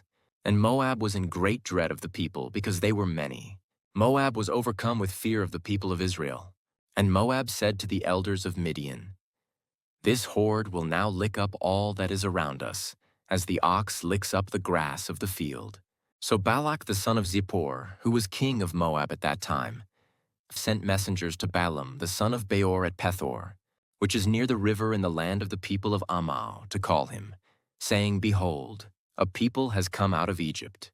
They cover the face of the earth, and they are dwelling opposite me. Come now, curse this people for me, since they are too mighty for me. Perhaps I shall be able to defeat them and drive them from the land. For I know that he whom you bless is blessed, and he whom you curse is cursed." So the elders of Moab and the elders of Midian departed with the fees for divination in their hand. And they came to Balaam and gave him Balak's message. And he said to them, "Lodge here tonight, and I will bring back word to you as the Lord speaks to me." So the princes of Moab stayed with Balaam. And God came to Balaam and said, "Who are these men with you?" And Balaam said to God, "Balak the son of Zippor, king of Moab, has sent to me, saying, Behold, a people has come out of Egypt, and it covers the face of the earth. Now come, curse them for me. Perhaps I shall be able to fight against them and drive them out." God said to Balaam, "You shall not go with them. You shall not curse the people, for they are blessed." So Balaam rose in the morning and said to the princes of Balak, "Go to your own land, for the Lord has refused to let me go with you." So the princes of Moab rose and went to Balak and said, "Balaam refuses to come with us." Once again Balak sent princes, more in number and more honorable than these. And they came to Balaam and said to him, "Thus says Balak, the son of Zippor, let nothing hinder you from coming to me, for I will surely do you great honor. And whatever you say to me, I will do. Come, curse this people for me." But Balaam answered and said to the servants of Balak, "Though Balak were to give me his house full of silver and gold, I could not go beyond the command of the Lord my God to do less or more. So you too, please stay here tonight, that I may know what more the Lord will say to me." And God came to Balaam at night and said to him, "If the men have come to call you, rise, go with them, but only do what I tell you." So Balaam rose in the morning and saddled his donkey and went with the princes of Moab. But God's anger was kindled because he went, and the angel of the Lord took his stand in the way as his adversary. Now he was riding on the donkey, and his 2 servants were with him. And the donkey saw the angel of the Lord standing in the road, with a drawn sword in his hand. And the donkey turned aside out of the road and went into the field. And Balaam struck the donkey to turn her into the road. Then the angel of the Lord stood in a narrow path between the vineyards, with a wall on either side. And when the donkey saw the angel of the Lord, she pushed against the wall and pressed Balaam's foot against the wall. So he struck her again. Then the angel of the Lord went ahead and stood in a narrow place, where there was no way to turn either to the right or to the left. When the donkey saw the angel of the Lord, she lay down under Balaam. And Balaam's anger was kindled, and he struck the donkey with his staff. Then the Lord opened the mouth of the donkey, and she said to Balaam, "What have I done to you, that you have struck me these 3 times?" And Balaam said to the donkey, "Because you have made a fool of me. I wish I had a sword in my hand, for then I would kill you." And the donkey said to Balaam, "Am I not your donkey, on which you have ridden all your life long to this day? Is it my habit to treat you this way?" And he said, "No." Then the Lord opened the eyes of Balaam, and he saw the angel of the Lord standing in the way with his drawn sword in his hand. And he bowed down and fell on his face. And the angel of the Lord said to him, Why have you struck your donkey these 3 times? Behold, I have come out to oppose you because your way is perverse before me. The donkey saw me and turned aside before me these 3 times. If she had not turned aside from me, surely just now I would have killed you and let her live. Then Balaam said to the angel of the Lord, I have sinned, for I did not know that you stood in the road against me. Now therefore, if it is evil in your sight, I will turn back. And the angel of the Lord said to Balaam, Go with the men, but speak only the word that I tell you. So Balaam went on with the princes of Balak. When Balak heard that Balaam had come, he went out to meet him at the city of Moab, on the border formed by the Arnon, at the extremity of the border. And Balak said to Balaam, Did I not send to you to call you? Why did you not come to me? Am I not able to honor you? Balaam said to Balak, Behold, I have come to you. Have I now any power of my own to speak anything? The word that God puts in my mouth, that must I speak. Then Balaam went with Balak, and they came to Kiriath Huzoth. And Balak sacrificed oxen and sheep, and sent for Balaam and for the princes who were with him. And in the morning Balak took Balaam and brought him up to Bamoth Baal, and from there he saw a fraction of the people. Numbers 23. And Balaam said to Balak, Build for me here 7 altars, and prepare for me here 7 bulls and 7 rams. Balak did as Balaam had said, and Balak and Balaam offered on each altar a bull and a ram. And Balaam said to Balak, Stand beside your burnt offering, and I will go. Perhaps the Lord will come to meet me, and whatever he shows me I will tell you. And he went to a bare height, and God met Balaam. And Balaam said to him, I have arranged the 7 altars, and I have offered on each altar a bull and a ram. And the Lord put a word in Balaam's mouth and said, Return to Balak, and thus you shall speak. And he returned to him, and behold, he and all the princes of Moab were standing beside his burnt offering. And Balaam took up his discourse and said, From Aram Balak has brought me the king of Moab from the eastern mountains. Come, curse Jacob for me, and come, denounce Israel. How can I curse whom God has not cursed? How can I denounce whom the Lord has not denounced? For from the top of the crags I see him, from the hills I behold him. Behold, a people dwelling alone, and not counting itself among the nations. Who can count the dust of Jacob, or number the 4th part of Israel? Let me die the death of the upright, and let my end be like his. And Balak said to Balaam, What have you done to me? I took you to curse my enemies, and behold, you have done nothing but bless them. And he answered and said, Must I not take care to speak what the Lord puts in my mouth? And Balak said to him, Please come with me to another place from which you may see them. You shall see only a fraction of them, and shall not see them all. Then curse them for me from there. And he took him to the field of Sophim, to the top of Pisgah, and built 7 altars, and offered a bull and a ram on each altar. Balaam said to Balak, Stand here beside your burnt offering, while I meet the Lord over there. And the Lord met Balaam, and put a word in his mouth, and said, Return to Balak, and thus shall you speak. And he came to him, and behold, he was standing beside his burnt offering, and the princes of Moab with him. And Balak said to him, What has the Lord spoken? And Balaam took up his discourse and said, Rise, Balak, and hear. Give ear to me, O son of Zippor. God is not man that he should lie, or a son of man that he should change his mind. Has he said, and will he not do it? Or has he spoken, and will he not fulfill it? Behold, I received a command to bless. He has blessed, and I cannot revoke it. He has not beheld misfortune in Jacob, nor has he seen trouble in Israel. The Lord their God is with them, and the shout of a king is among them. God brings them out of Egypt, and is for them like the horns of the wild ox. For there is no enchantment against Jacob, no divination against Israel. Now it shall be said of Jacob and Israel, What has God wrought? Behold, a people, as a lioness it rises up, and as a lion it lifts itself. It does not lie down until it has devoured the prey, and drunk the blood of the slain. And Balak said to Balaam, Do not curse them at all, and do not bless them at all. But Balaam answered Balak, Did I not tell you all that? The Lord says, That I must do? And Balak said to Balaam, Come now, I will take you to another place. Perhaps it will please God that you may curse them for me from there. So Balak took Balaam to the top of Peor, which overlooks the desert. And Balaam said to Balak, "Build for me here 7 altars and prepare for me here 7 bulls and 7 rams." And Balak did as Balaam had said and offered a bull and a ram on each altar. Numbers 24. When Balaam saw that it pleased the Lord to bless Israel, he did not go, as at other times, to look for omens, but set his face toward the wilderness. And Balaam lifted up his eyes and saw Israel camping tribe by tribe. And the Spirit of God came upon him. And he took up his discourse and said, "The oracle of Balaam the son of Beor, the oracle of the man whose eye is opened, the oracle of him who hears the words of God, who sees the vision of the Almighty, falling down with his eyes uncovered. How lovely are your tents, O Jacob, your encampments, O Israel, like palm groves that stretch afar, like gardens beside a river, like aloes that the Lord has planted, like cedar trees beside the waters.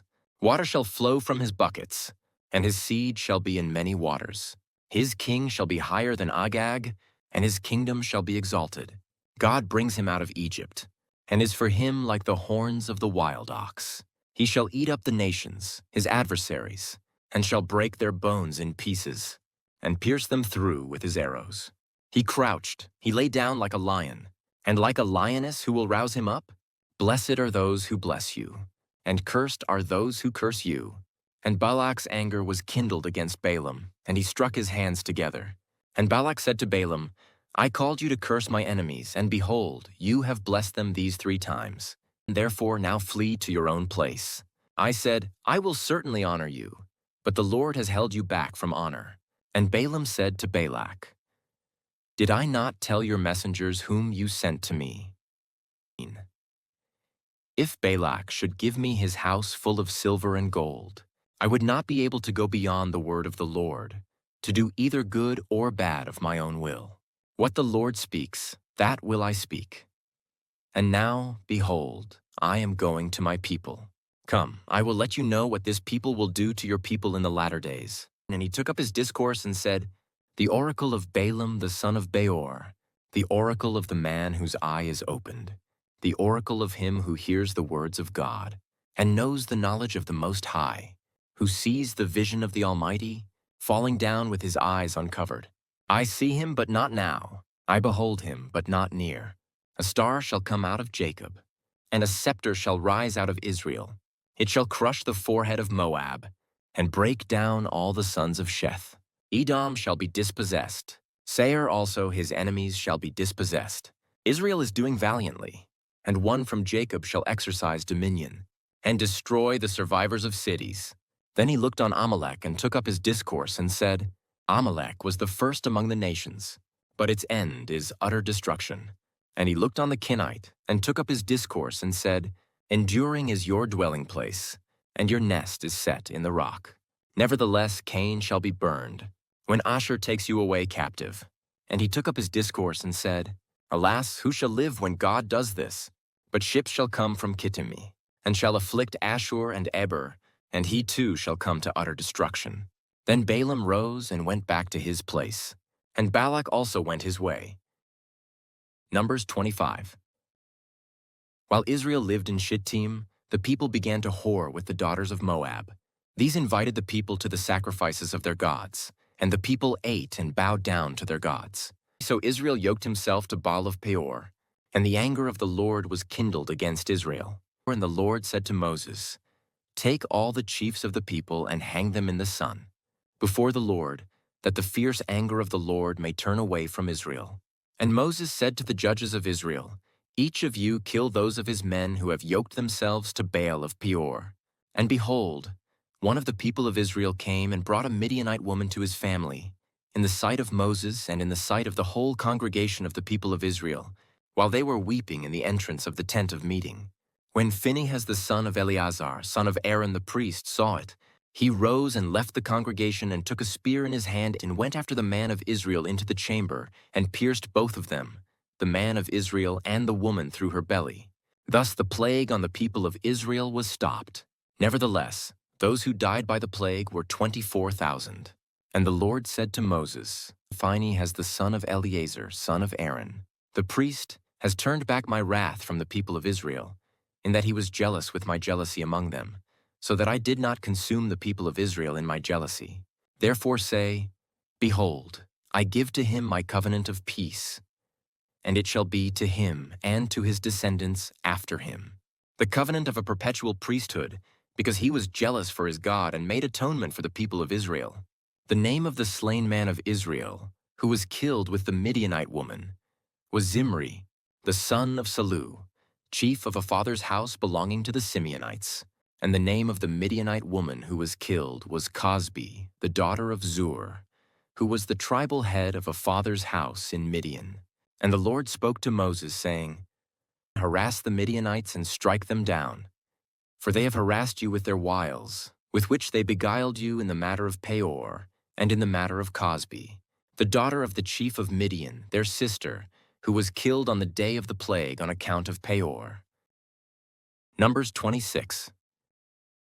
After the plague, the Lord said to Moses and to Eleazar the son of Aaron, the priest, Take a census of all the congregation of the people of Israel from 20 years old and upward, by their fathers' houses, all in Israel who are able to go to war. And Moses and Eleazar the priest spoke with them in the plains of Moab by the Jordan at Jericho, saying, Take a census of the people from 20 years old and upward, as the Lord commanded Moses. The people of Israel who came out of the land of Egypt were Reuben, the firstborn of Israel, the sons of Reuben of Hanok, the clan of the Hanakites of Palu, the clan of the Paluites of Hezron, the clan of the Hezronites of Carmi, the clan of the Carmites. These are the clans of the Reubenites, and those listed were 43,730. And the sons of Palu, Eliab, and the sons of Eliab, Nemuel, Dathan, and Abiram. These are the Dathan and Abiram, chosen from the congregation, who contended against Moses and Aaron in the company of Korah, when they contended against the Lord, and the earth opened its mouth and swallowed them up together with Korah, when that company died, when the fire devoured 250 men, and they became a warning. But the sons of Korah did not die. The sons of Simeon, according to their clans of Nemuel, the clan of the Nemuelites of Jamin, the clan of the Jaminites of Jachin, the clan of the Jachinites of Zerah, the clan of the Zerahites of Shaul, the clan of the Shaulites. These are the clans of the Simeonites, 22,200. The sons of Gad, according to their clans of Zephon, the clan of the Zephonites of Hagi, the clan of the Haggites of Shuni, the clan of the Shunites of Ozni, the clan of the Oznites of Eri, the clan of the Erite of Arad, the clan of the Aradites of Areli, the clan of the Arelites. These are the clans of the sons of Gad as they were listed, 40,500. The sons of Judah were and Onan, and and Onan died in the land of Canaan. And the sons of Judah, according to their clans, were of Shelah, the clan of the Shelonites of Perez, the clan of the Perizzites of Zerah, the clan of the Zerahites. And the sons of Perez were of Hezron, the clan of the Hezronites of Hamel, the clan of the Hamelites. These are the clans of Judah as they were listed, 76,500. The sons of Issachar, according to their clans of Tola, the clan of the Tolites of Puva, the clan of the Punites of Jashub, the clan of the Jashubites of Shimron, the clan of the Shimronites. These are the clans of Issachar as they were listed, 6,300. The sons of Zebulun, according to their clans of Sered, the clan of the Seredites of Elon, the clan of the Elonites of Jalil, the clan of the Jalilites. These are the clans of the Zebulunites as they were listed, 60,500. The sons of Joseph, according to their clans, Manasseh and Ephraim. The sons of Manasseh of Mashir, the clan of the Mashirites, and Mashir was the father of Gilead, the clan of the Gileadites. These are the sons of Gilead of Ezer, the clan of the Ezerites of Helek, the clan of the Helekites and of Azriel, the clan of the Azrielites and of Shechem, the clan of the Shechemites and of Shemida, the clan of the Shemedites and of Hepher, the clan of the Hepherites. Now Zelophehad the son of Hepher had no sons but daughters. And the names of the daughters of Zelophehad were Mahlah, Noah, Hoglah, Milcah, and Tirzah. These are the clans of Manasseh, and those listed were 52,700. These are the sons of Ephraim, according to their clans of Shuthelah, the clan of the Shuthelahites of Becher, the clan of the Becherites of Tahan, the clan of the Tahanites. And these are the sons of Shuthelah of Iran, the clan of the Aaronites. These are the clans of the sons of Ephraim as they were listed, 32,500. These are the sons of Joseph according to their clans. The sons of Benjamin according to their clans of Bela, the clan of the Belites of Ashbel, the clan of the Ashbelites of Ahiram, the clan of the Ahiramites of Shephupham, the clan of the Shuppamites of Huppam, the clan of the Huphamites. And the sons of Bela were Ard and Naaman of Ard, the clan of the Ardites of Naaman, the clan of the Naamites. These are the sons of Benjamin according to their clans, and those listed were 45,600. These are the sons of Dan according to their clans of Shuham, the clan of the Shuhamites. These are the clans of Dan according to their clans. All the clans of the Shuhamites as they were listed were 4,400. The sons of Asher according to their clans of Imnah, the clan of the Imnites of Ishvi, the clan of the Ishvites of Beriah, the clan of the Beriites. Of the sons of Beriah of Heber, the clan of the Heberites of Malchiel, the clan of the Malchielites. And the name of the daughter of Asher was Serah. These are the clans of the sons of Asher as they were listed, 53,400. The sons of Naphtali according to their clans of Jaziel, the clan of the Jazelites of Guni, the clan of the Gunites of Jezer, the clan of the Jezerites of Shillam, the clan of the Shillamites. These are the clans of Naphtali according to their clans, and those listed were 45,400. This was the list of the people of Israel, 601,730. The Lord spoke to Moses, saying, Among these the land shall be divided for inheritance according to the number of names. To a large tribe you shall give a large inheritance, and to a small tribe you shall give a small inheritance. Every tribe shall be given its inheritance in proportion to its list, but the land shall be divided by lot. According to the names of the tribes of their fathers, they shall inherit. Their inheritance shall be divided according to lot between the larger and the smaller. This was the list of the Levites according to their clans of Gershon, the clan of the Gershonites of Kohath, the clan of the Kohathites of Merari, the clan of the Merarites. These are the clans of Levi, the clan of the Libnites, the clan of the Hebronites, the clan of the Mahlites, the clan of the Mushites, the clan of the Korahites. And Kohath was the father of Amram. The name of Amram's wife was Jochebed, the daughter of Levi, who was born to Levi in Egypt. And she bore to Amram Aaron and Moses and Miriam, their sister. And to Aaron were born Nadab, Abihu, Eleazar, and Ithamar. But Nadab and Abihu died when they offered unauthorized fire before the Lord. And those listed were 23,000, every male from a month old and upward. For they were not listed among the people of Israel, because there was no inheritance given to them among the people of Israel. These were those listed by Moses and Eleazar the priest, who listed the people of Israel in the plains of Moab by the Jordan at Jericho. But among these there was not one of those listed by Moses and Aaron the priest, who had listed the people of Israel in the wilderness of Sinai.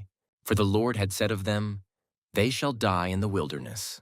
Not one of them was left, except Caleb the son of Jephunneh and Joshua the son of Nun. Numbers 27. Then drew near the daughters of Zelophehad the son of Hepher, son of Gilead, son of Mashir, son of Manasseh, from the clans of Manasseh the son of Joseph. The names of his daughters were Mahlah, Noah, Hoglah, Milcah, and Tirzah. And they stood before Moses and before Eleazar the priest, and before the chiefs and all the congregation, at the entrance of the tent of meeting, saying, Our father died in the wilderness. He was not among the company of those who gathered themselves together against the Lord in the company of Korah, but died for his own sin. And he had no sons. Why should the name of our father be taken away from his clan because he had no son? Give to us a possession among our father's brothers. Moses brought their case before the Lord. And the Lord said to Moses, The daughters of Zelophehad are right. You shall give them possession of an inheritance among their father's brothers, and transfer the inheritance of their father to them.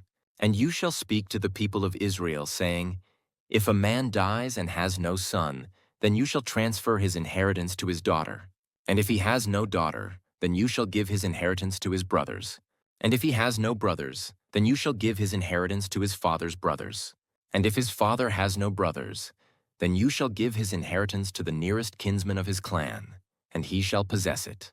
And it shall be for the people of Israel a statute and rule as the Lord commanded Moses.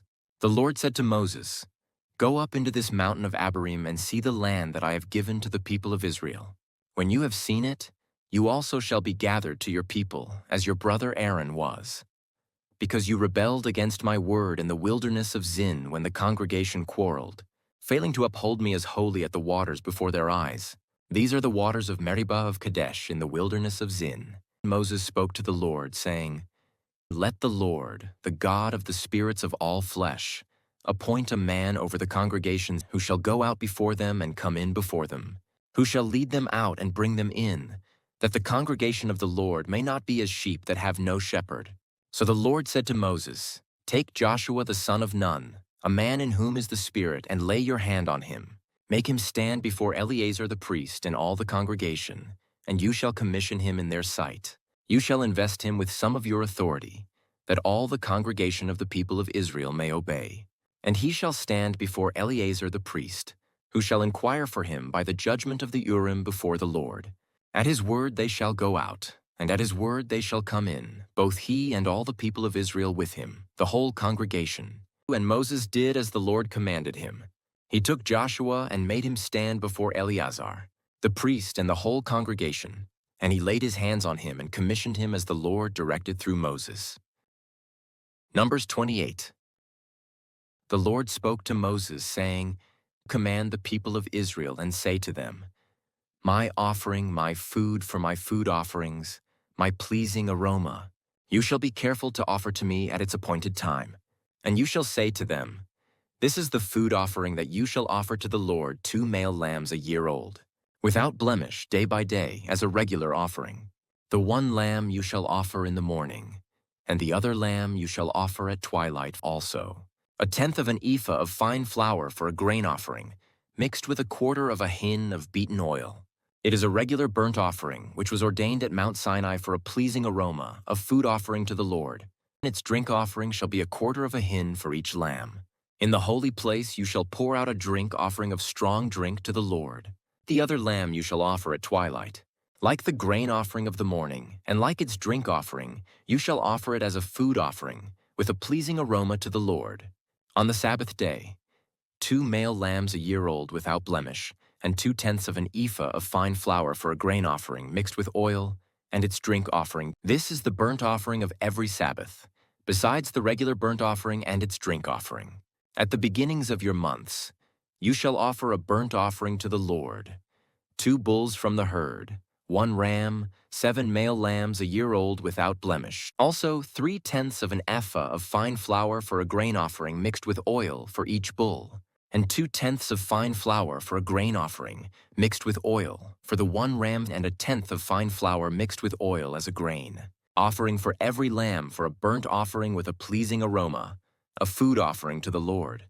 Their drink offerings shall be 1/2 a hin of wine for a bull, 1/3 of a hin for a ram, and 1/4 of a hin for a lamb. This is the burnt offering of each month throughout the months of the year. Also 1 male goat for a sin offering to the Lord. It shall be offered besides the regular burnt offering and its drink offering. On the 14th day of the first month is the Lord's Passover, and on the 15th day of this month is a feast. 7 days shall unleavened bread be eaten. On the first day there shall be a holy convocation. You shall not do any ordinary work, but offer a food offering, a burnt offering to the Lord, 2 bulls from the herd, 1 ram, and 7 male lambs, a year old. See that they are without blemish. Also their grain offering of fine flour mixed with oil.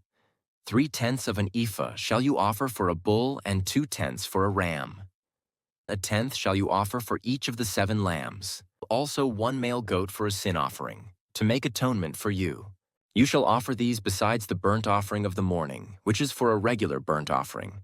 In the same way you shall offer daily for 7 days the food of a food offering, with a pleasing aroma to the Lord. It shall be offered besides the regular burnt offering and its drink offering. And on the 7th day you shall have a holy convocation. You shall not do any ordinary work. On the day of the first fruits, when you offer a grain offering of new grain to the Lord at your Feast of Weeks, you shall have a holy convocation. You shall not do any ordinary work, but offer a burnt offering with a pleasing aroma to the Lord. 2 bulls from the herd, 1 ram, 7 male lambs a year old also. Their grain offering of fine flour mixed with oil. 3/10 of an ephah for each bull, 2/10 for 1 ram.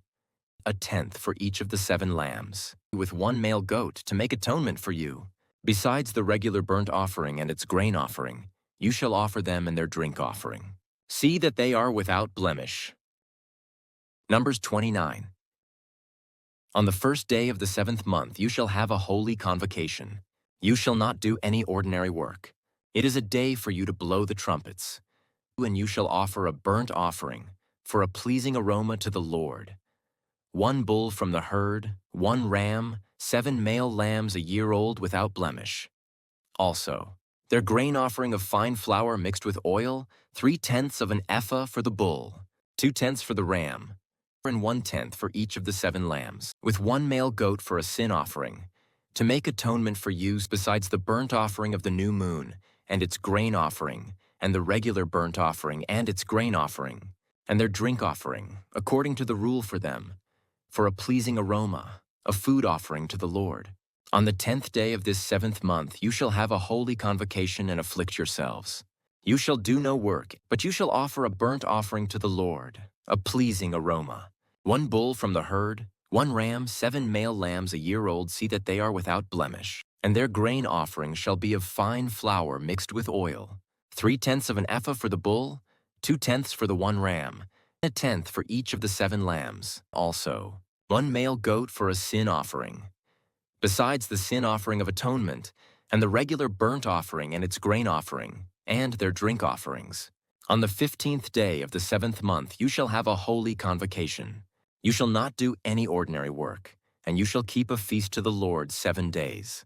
And you shall offer a burnt offering, a food offering, with a pleasing aroma to the Lord. 13 bulls from the herd, 2 rams, 14 male lambs a year old, they shall be without blemish. And their grain offering of fine flour mixed with oil, 3/10 of an ephah for each of the 13 bulls, 2/10 for each of the 2 rams, and 1/10 for each of the 14 lambs. Also, 1 male goat for a sin offering. Besides the regular burnt offering, its grain offering, and its drink offering. On the 2nd day 12 bulls from the herd, 2 rams, 14 male lambs a year old without blemish, with the grain offering and the drink offerings for the bulls, for the rams, and for the lambs, in the prescribed quantities also. 1 male goat for a sin offering, besides the regular burnt offering and its grain offering, and their drink offerings.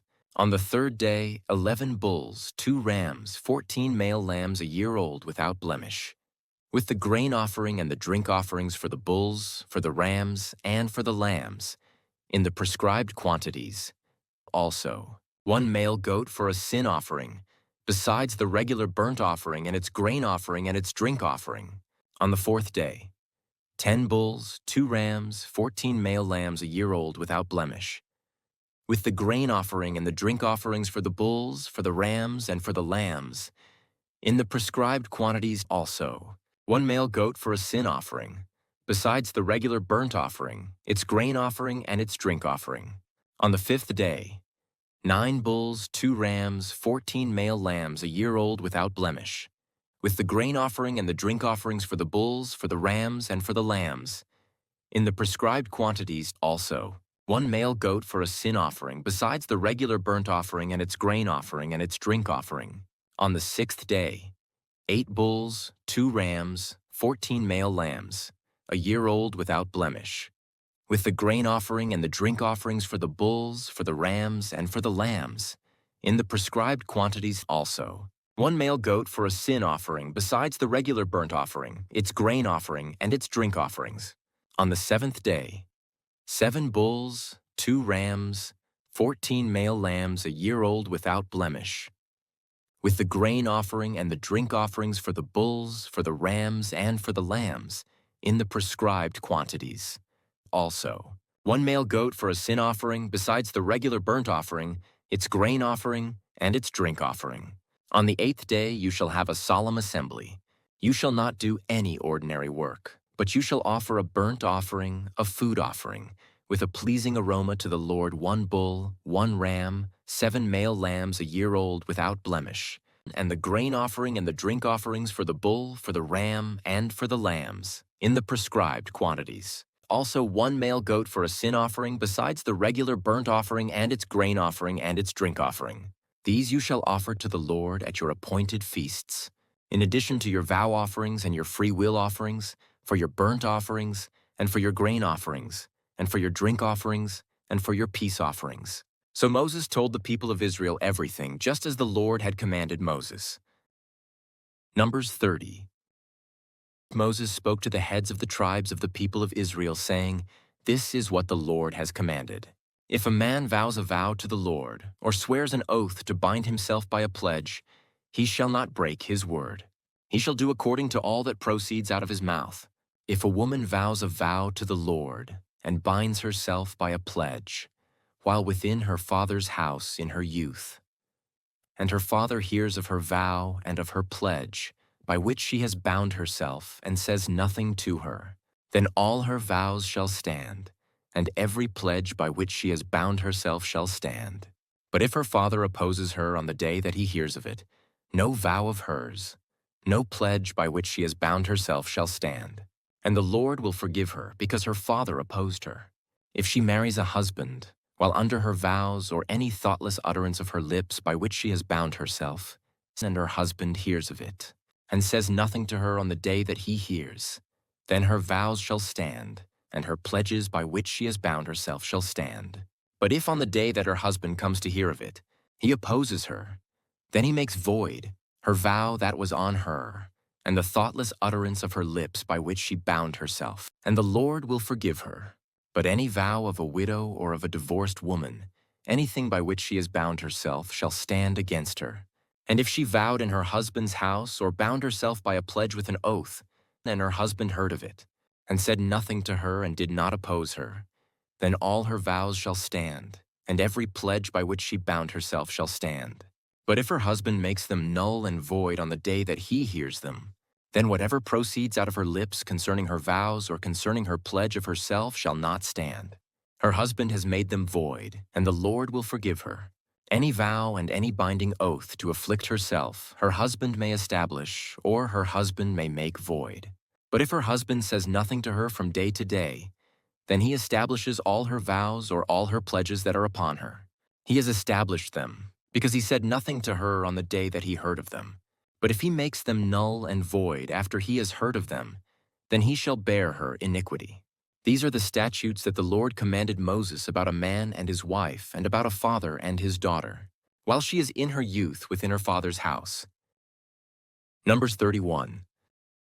And the Lord spoke to Moses, saying, "Avenge the people of Israel on the Midianites. Afterward you shall be gathered to your people." So Moses spoke to the people, saying, "Arm men from among you for the war, that they may go against Midian to execute the Lord's vengeance on Midian.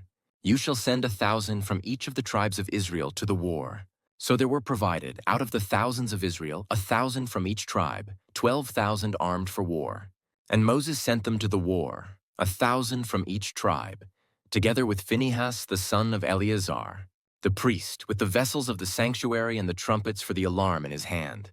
And they warred against Midian, as the Lord commanded Moses, and killed every male.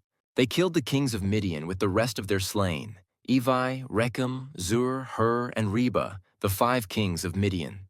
And they also killed Balaam the son of Beor with the sword. And the people of Israel took captive the women of Midian and their little ones. And they took as plunder all their cattle, their flocks, and all their goods, all their cities in the places where they lived, and all their encampments. They burned with fire, and took all the spoil and all the plunder, both of man and of beast.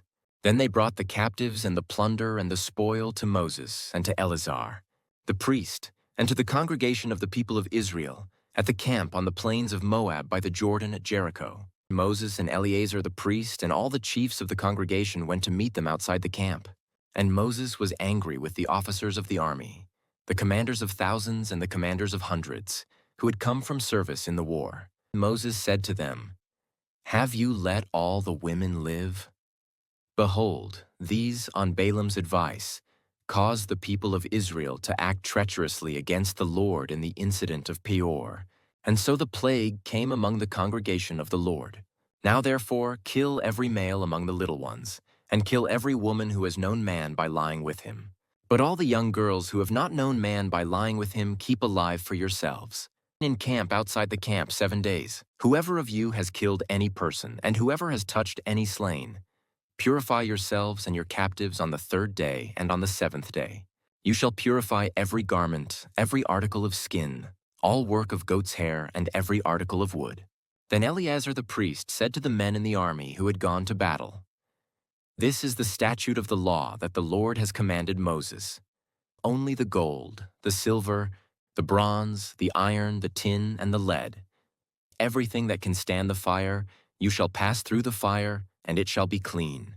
Nevertheless, it shall also be purified with the water for impurity. And whatever cannot stand the fire, you shall pass through the water. You must wash your clothes on the 7th day, and you shall be clean. And afterward you may come into the camp."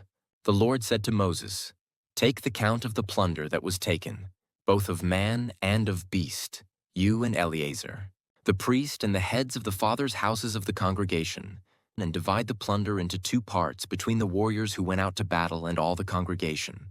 And levy for the Lord a tribute from the men of war who went out to battle, 1 out of 500 of the people, and of the oxen, and of the donkeys, and of the flocks. Take it from their half and give it to Eleazar the priest as a contribution to the Lord.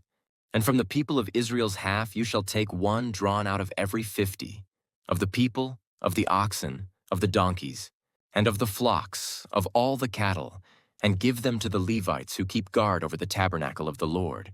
And Moses and Eleazar the priest did as the Lord commanded Moses. Now the plunder remaining of the spoil that the army took was 675,000 sheep, 72,000 cattle, 61,000 donkeys, and 32,000 persons in all, women who had not known man by lying with him. And the half, the portion of those who had gone out in the army, numbered 337,500 sheep. And the Lord's tribute of sheep was 675. The cattle were 36,000, of which the Lord's tribute was 72. The donkeys were 30,500, of which the Lord's tribute was 61. The persons were 16,000, of which the Lord's tribute was 32 persons. And Moses gave the tribute, which was the contribution for the Lord, to Eleazar the priest, as the Lord commanded Moses, from the people of Israel's half, which Moses separated from that of the men who had served in the army. Now the congregation's half was 337,500 sheep, 36,000 cattle, and 30,500 donkeys, and 16,000 persons. From the people of Israel's half Moses took 1 of every 50, both of persons and of beasts, and gave them to the Levites, who kept guard over the tabernacle of the Lord, as the Lord commanded Moses. Then the officers who were over the thousands of the army, the commanders of thousands and the commanders of hundreds, came near to Moses and said to Moses, "Your servants have counted the men of war who are under our command, and there is not a man missing from us. And we have brought the Lord's offering, what each man found, articles of gold, armlets and bracelets, signet rings, earrings and beads, to make atonement for ourselves before the Lord."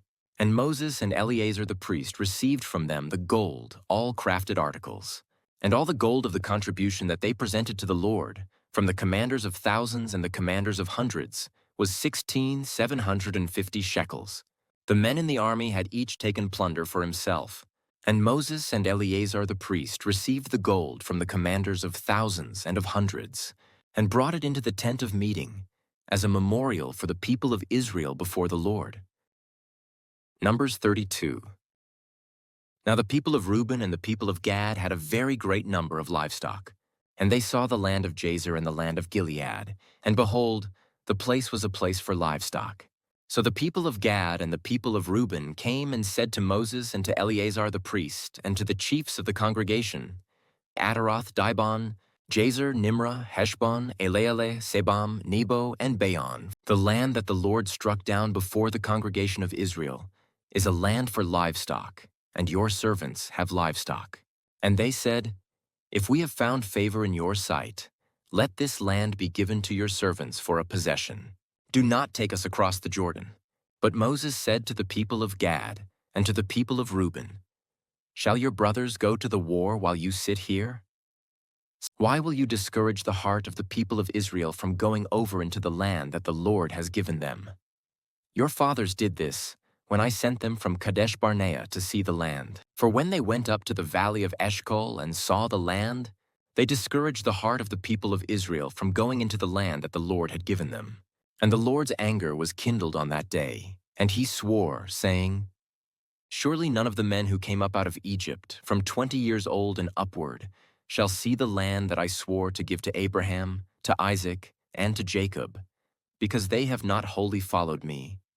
None except Caleb the son of Jephunneh the Kenizzite and Joshua the son of Nun, for they have wholly followed the Lord. And the Lord's anger was kindled against Israel, and he made them wander in the wilderness 40 years, until all the generation that had done evil in the sight of the Lord was gone. And behold, you have risen in your father's place, a brood of sinful men, to increase still more the fierce anger of the Lord against Israel. For if you turn away from following him, he will again abandon them in the wilderness, and you will destroy all this people. Then they came near to him and said, We will build sheepfolds here for our livestock, and cities for our little ones. But we will take up arms, ready to go before the people of Israel, until we have brought them to their place. And our little ones shall live in the fortified cities because of the inhabitants of the land. We will not return to our homes until each of the people of Israel has gained his inheritance.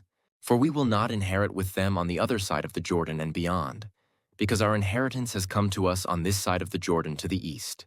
So Moses said to them, If you will do this, if you will take up arms to go before the Lord for the war, and every armed man of you will pass over the Jordan before the Lord, until he has driven out his enemies from before him, and the land is subdued before the Lord.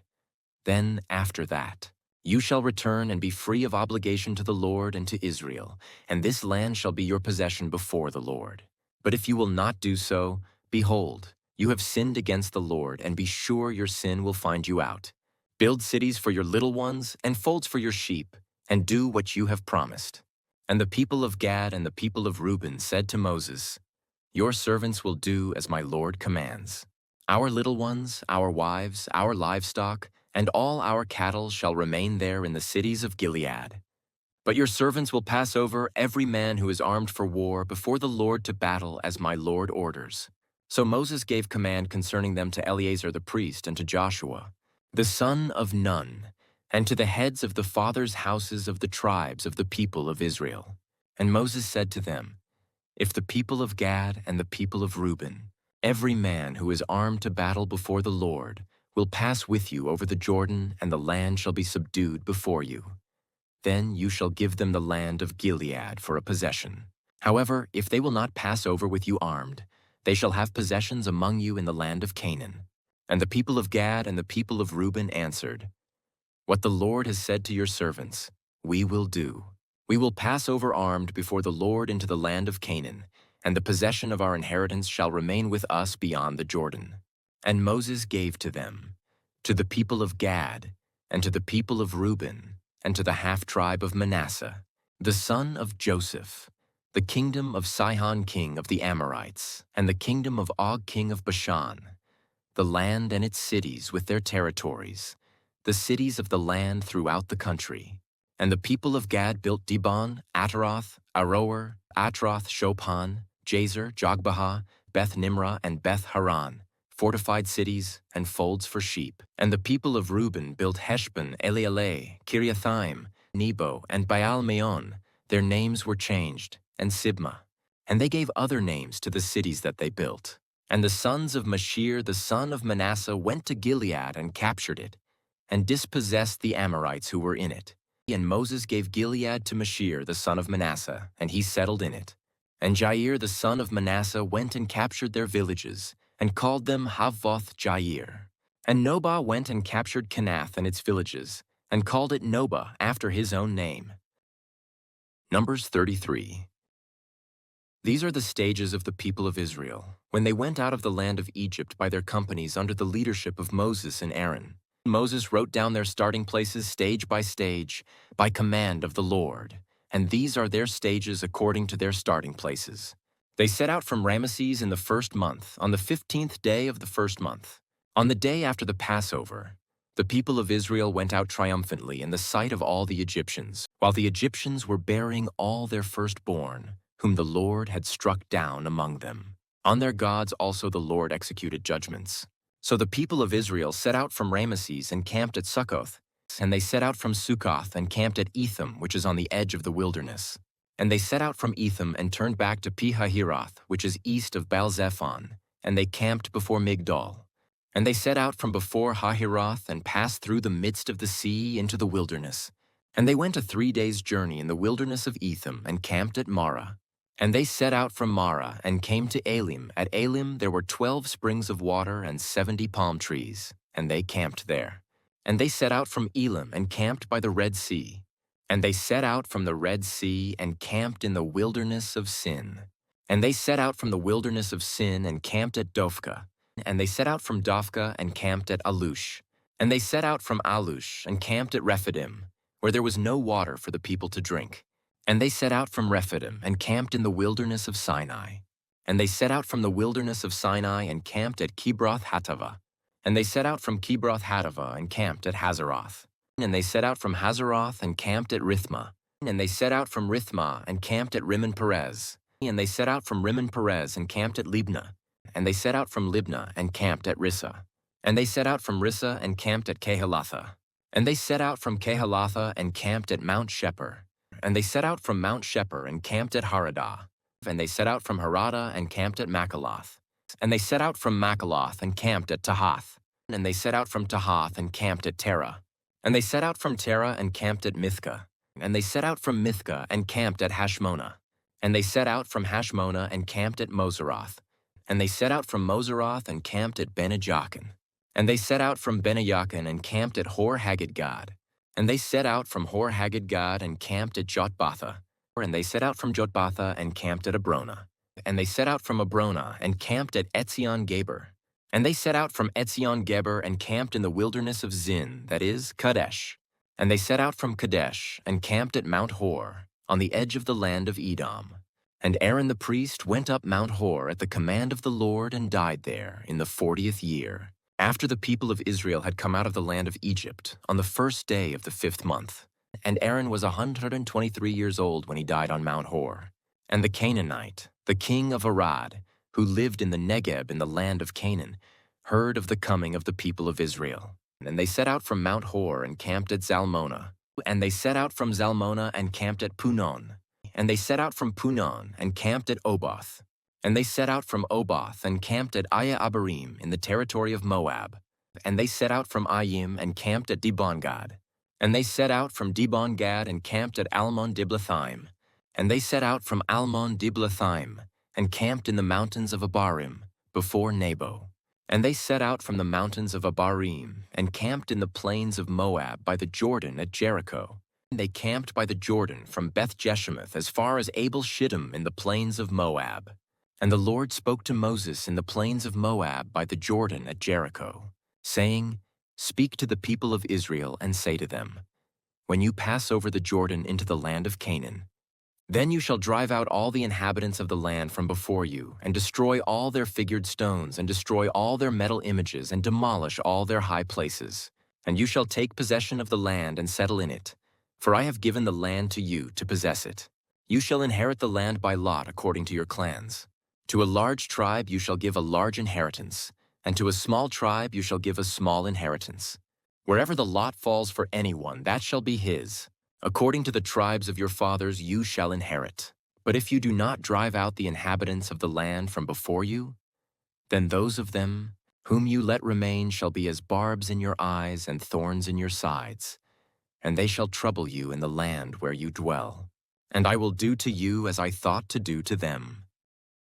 Numbers 34.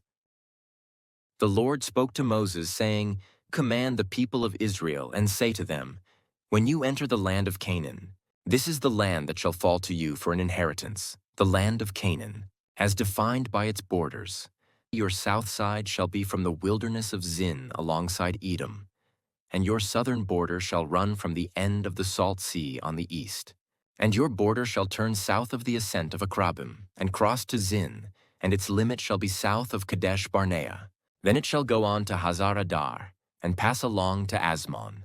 And the border shall turn from Asmon to the brook of Egypt, and its limit shall be at the sea. For the western border you shall have the great sea and its coast. This shall be your western border. This shall be your northern border from the great sea. You shall draw a line to Mount Hor. From Mount Hor you shall draw a line to Lebo Hamath, and the limit of the border shall be at Zedad. Then the border shall extend to Ziphron, and its limit shall be at Hazar Enan. This shall be your northern border. You shall draw a line for your eastern border from Hazar Enan to Shechem. And the border shall go down from Shechem to Riblah on the east side of Ain. And the border shall go down and reach to the shoulder of the sea of Chinnereth on the east. And the border shall go down to the Jordan, and its limit shall be at the salt sea. This shall be your land as defined by its borders all around. Moses commanded the people of Israel, saying, This is the land that you shall inherit by lot, which the Lord has commanded to give to the 9 tribes and to the half-tribe. For the tribe of the people of Reuben by fathers' houses, and the tribe of the people of Gad by their fathers' houses, have received their inheritance, and also the half-tribe of Manasseh. The 2 tribes and the half-tribe have received their inheritance beyond the Jordan east of Jericho, toward the sunrise. The Lord spoke to Moses, saying, These are the names of the men who shall divide the land to you for inheritance: Eleazar, the priest, and Joshua the son of Nun. You shall take 1 chief from every tribe to divide the land for inheritance. And these are the names of the men of the tribe of Judah: Caleb the son of Jephunneh. Of the tribe of the people of Simeon, Shemuel the son of Ammihud. Of the tribe of Benjamin, Elidad the son of Chislon. Of the tribe of the people of Dan a chief, Buki the son of Jogli. Of the people of Joseph, of the tribe of the people of Manasseh, a chief, Haniel the son of Ephod. And of the tribe of the people of Ephraim, a chief, Kemuel the son of Shiptan. Of the tribe of the people of Zebulun, a chief, Elizaphan the son of Parnach. Of the tribe of the people of Issachar, a chief, Paltiel the son of Azan. And of the tribe of the people of Asher, a chief, Ahihud the son of Shalomi. Of the tribe of the people of Naphtali, a chief, Pedahel the son of Ammihud. These are the men whom the Lord commanded to divide the inheritance for the people of Israel in the land of Canaan. Numbers 35. The Lord spoke to Moses in the plains of Moab by the Jordan at Jericho, saying, Command the people of Israel to give to the Levites some of the inheritance of their possession as cities for them to dwell in. And you shall give to the Levites pasture lands around the cities. The cities shall be theirs to dwell in, and their pasture lands shall be for their cattle and for their livestock and for all their beasts. The pasture lands of the cities, which you shall give to the Levites, shall reach from the wall of the city outward 1,000 cubits all around. And you shall measure outside the city on the east side 2,000 cubits, and on the south side 2,000 cubits, and on the west side 2,000 cubits, and on the north side 2,000 cubits, the city being in the middle. This shall belong to them as pasture land for their cities. The cities that you give to the Levites shall be the 6 cities of refuge, where you shall permit the manslayer to flee. And in addition to them you shall give 42 cities. All the cities that you give to the Levites shall be 48, with their pasture lands. And as for the cities that you shall give from the possession of the people of Israel, from the larger tribes, you shall take many, and from the smaller tribes you shall take few each, in proportion to the inheritance that it inherits, shall give of its cities to the Levites. And the Lord spoke to Moses, saying, Speak to the people of Israel and say to them, When you cross the Jordan into the land of Canaan, then you shall select cities to be cities of refuge for you, that the manslayer who kills any person without intent may flee there. The cities shall be for you a refuge from the avenger, that the manslayer may not die until he stands before the congregation for judgment. And the cities that you give shall be your 6 cities of refuge. You shall give 3 cities beyond the Jordan, and 3 cities in the land of Canaan to be cities of refuge. These 6 cities shall be for refuge for the people of Israel, and for the stranger, and for the sojourner. Among them, that anyone who kills any person without intent may flee there. But if he struck him down with an iron object so that he died, he is a murderer. The murderer shall be put to death. And if he struck him down with a stone tool that could cause death, and he died, he is a murderer. The murderer shall be put to death. Or if he struck him down with a wooden tool that could cause death, and he died, he is a murderer. The murderer shall be put to death. The avenger of blood shall himself put the murderer to death when he meets him. He shall put him to death. And if he pushed him out of hatred or hurled something at him, lying in wait so that he died, or in enmity, struck him down with his hand, so that he died, then he who struck the blow shall be put to death. He is a murderer. The avenger of blood shall put the murderer to death when he meets him. But if he pushed him suddenly without enmity, or hurled anything on him without lying in wait, or used a stone that could cause death, and without seeing him dropped it on him so that he died, though he was not his enemy and did not seek his harm, then the congregation shall judge between the manslayer and the avenger of blood, in accordance with these rules. And the congregation shall rescue the manslayer from the hand of the avenger of blood. And the congregation shall restore him to his city of refuge to which he had fled, and he shall live in it until the death of the high priest who was anointed with the holy oil. But if the manslayer shall at any time go beyond the boundaries of his city of refuge to which he fled, and the avenger of blood finds him outside the boundaries of his city of refuge, and the avenger of blood kills the manslayer, he shall not be guilty of blood. For he must remain in his city of refuge until the death of the high priest, but after the death of the high priest, the manslayer may return to the land of his possession. And these things shall be for a statute and rule for you throughout your generations in all your dwelling places. If anyone kills a person, the murderer shall be put to death on the evidence of witnesses. But no person shall be put to death on the testimony of one witness. Moreover, you shall accept no ransom for the life of a murderer who is guilty of death, but he shall be put to death. And you shall accept no ransom for him who has fled to his city of refuge, that he may return to dwell in the land before the death of the high priest. You shall not pollute the land in which you live, for blood pollutes the land.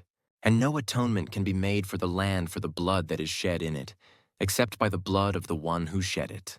You shall not defile the land in which you live, in the midst of which I dwell. For I, the Lord, dwell in the midst of the people of Israel. Numbers 36. The heads of the fathers' houses of the clan of the people of Gilead, the son of Mashir, son of Manasseh, from the clans of the people of Joseph, came near and spoke before Moses and before the chiefs, the heads of the fathers' houses of the people of Israel.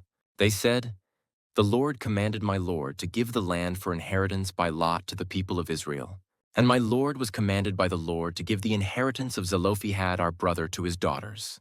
But if they are married to any of the sons of the other tribes of the people of Israel, then their inheritance will be taken from the inheritance of our fathers and added to the inheritance of the tribe into which they marry. So it will be taken away from the lot of our inheritance. And when the Jubilee of the people of Israel comes, then their inheritance will be added to the inheritance of the tribe into which they marry, and their inheritance will be taken from the inheritance of the tribe of our fathers. And Moses commanded the people of Israel according to the word of the Lord, saying, The tribe of the people of Joseph is right. This is what the Lord commands concerning the daughters of Zelophehad. Let them marry whom they think best. Only they shall marry within the clan of the tribe of their father. The inheritance of the people of Israel shall not be transferred from one tribe to another. For every one of the people of Israel shall hold on to the inheritance of the tribe of his fathers. And every daughter who possesses an inheritance in any tribe of the people of Israel shall be wife to one of the clan of the tribe of her father, so that every one of the people of Israel may possess the inheritance of his fathers. So no inheritance shall be transferred from one tribe to another. For each of the tribes of the people of Israel shall hold on to its own inheritance. And the daughters of Zelophehad did as the Lord commanded Moses.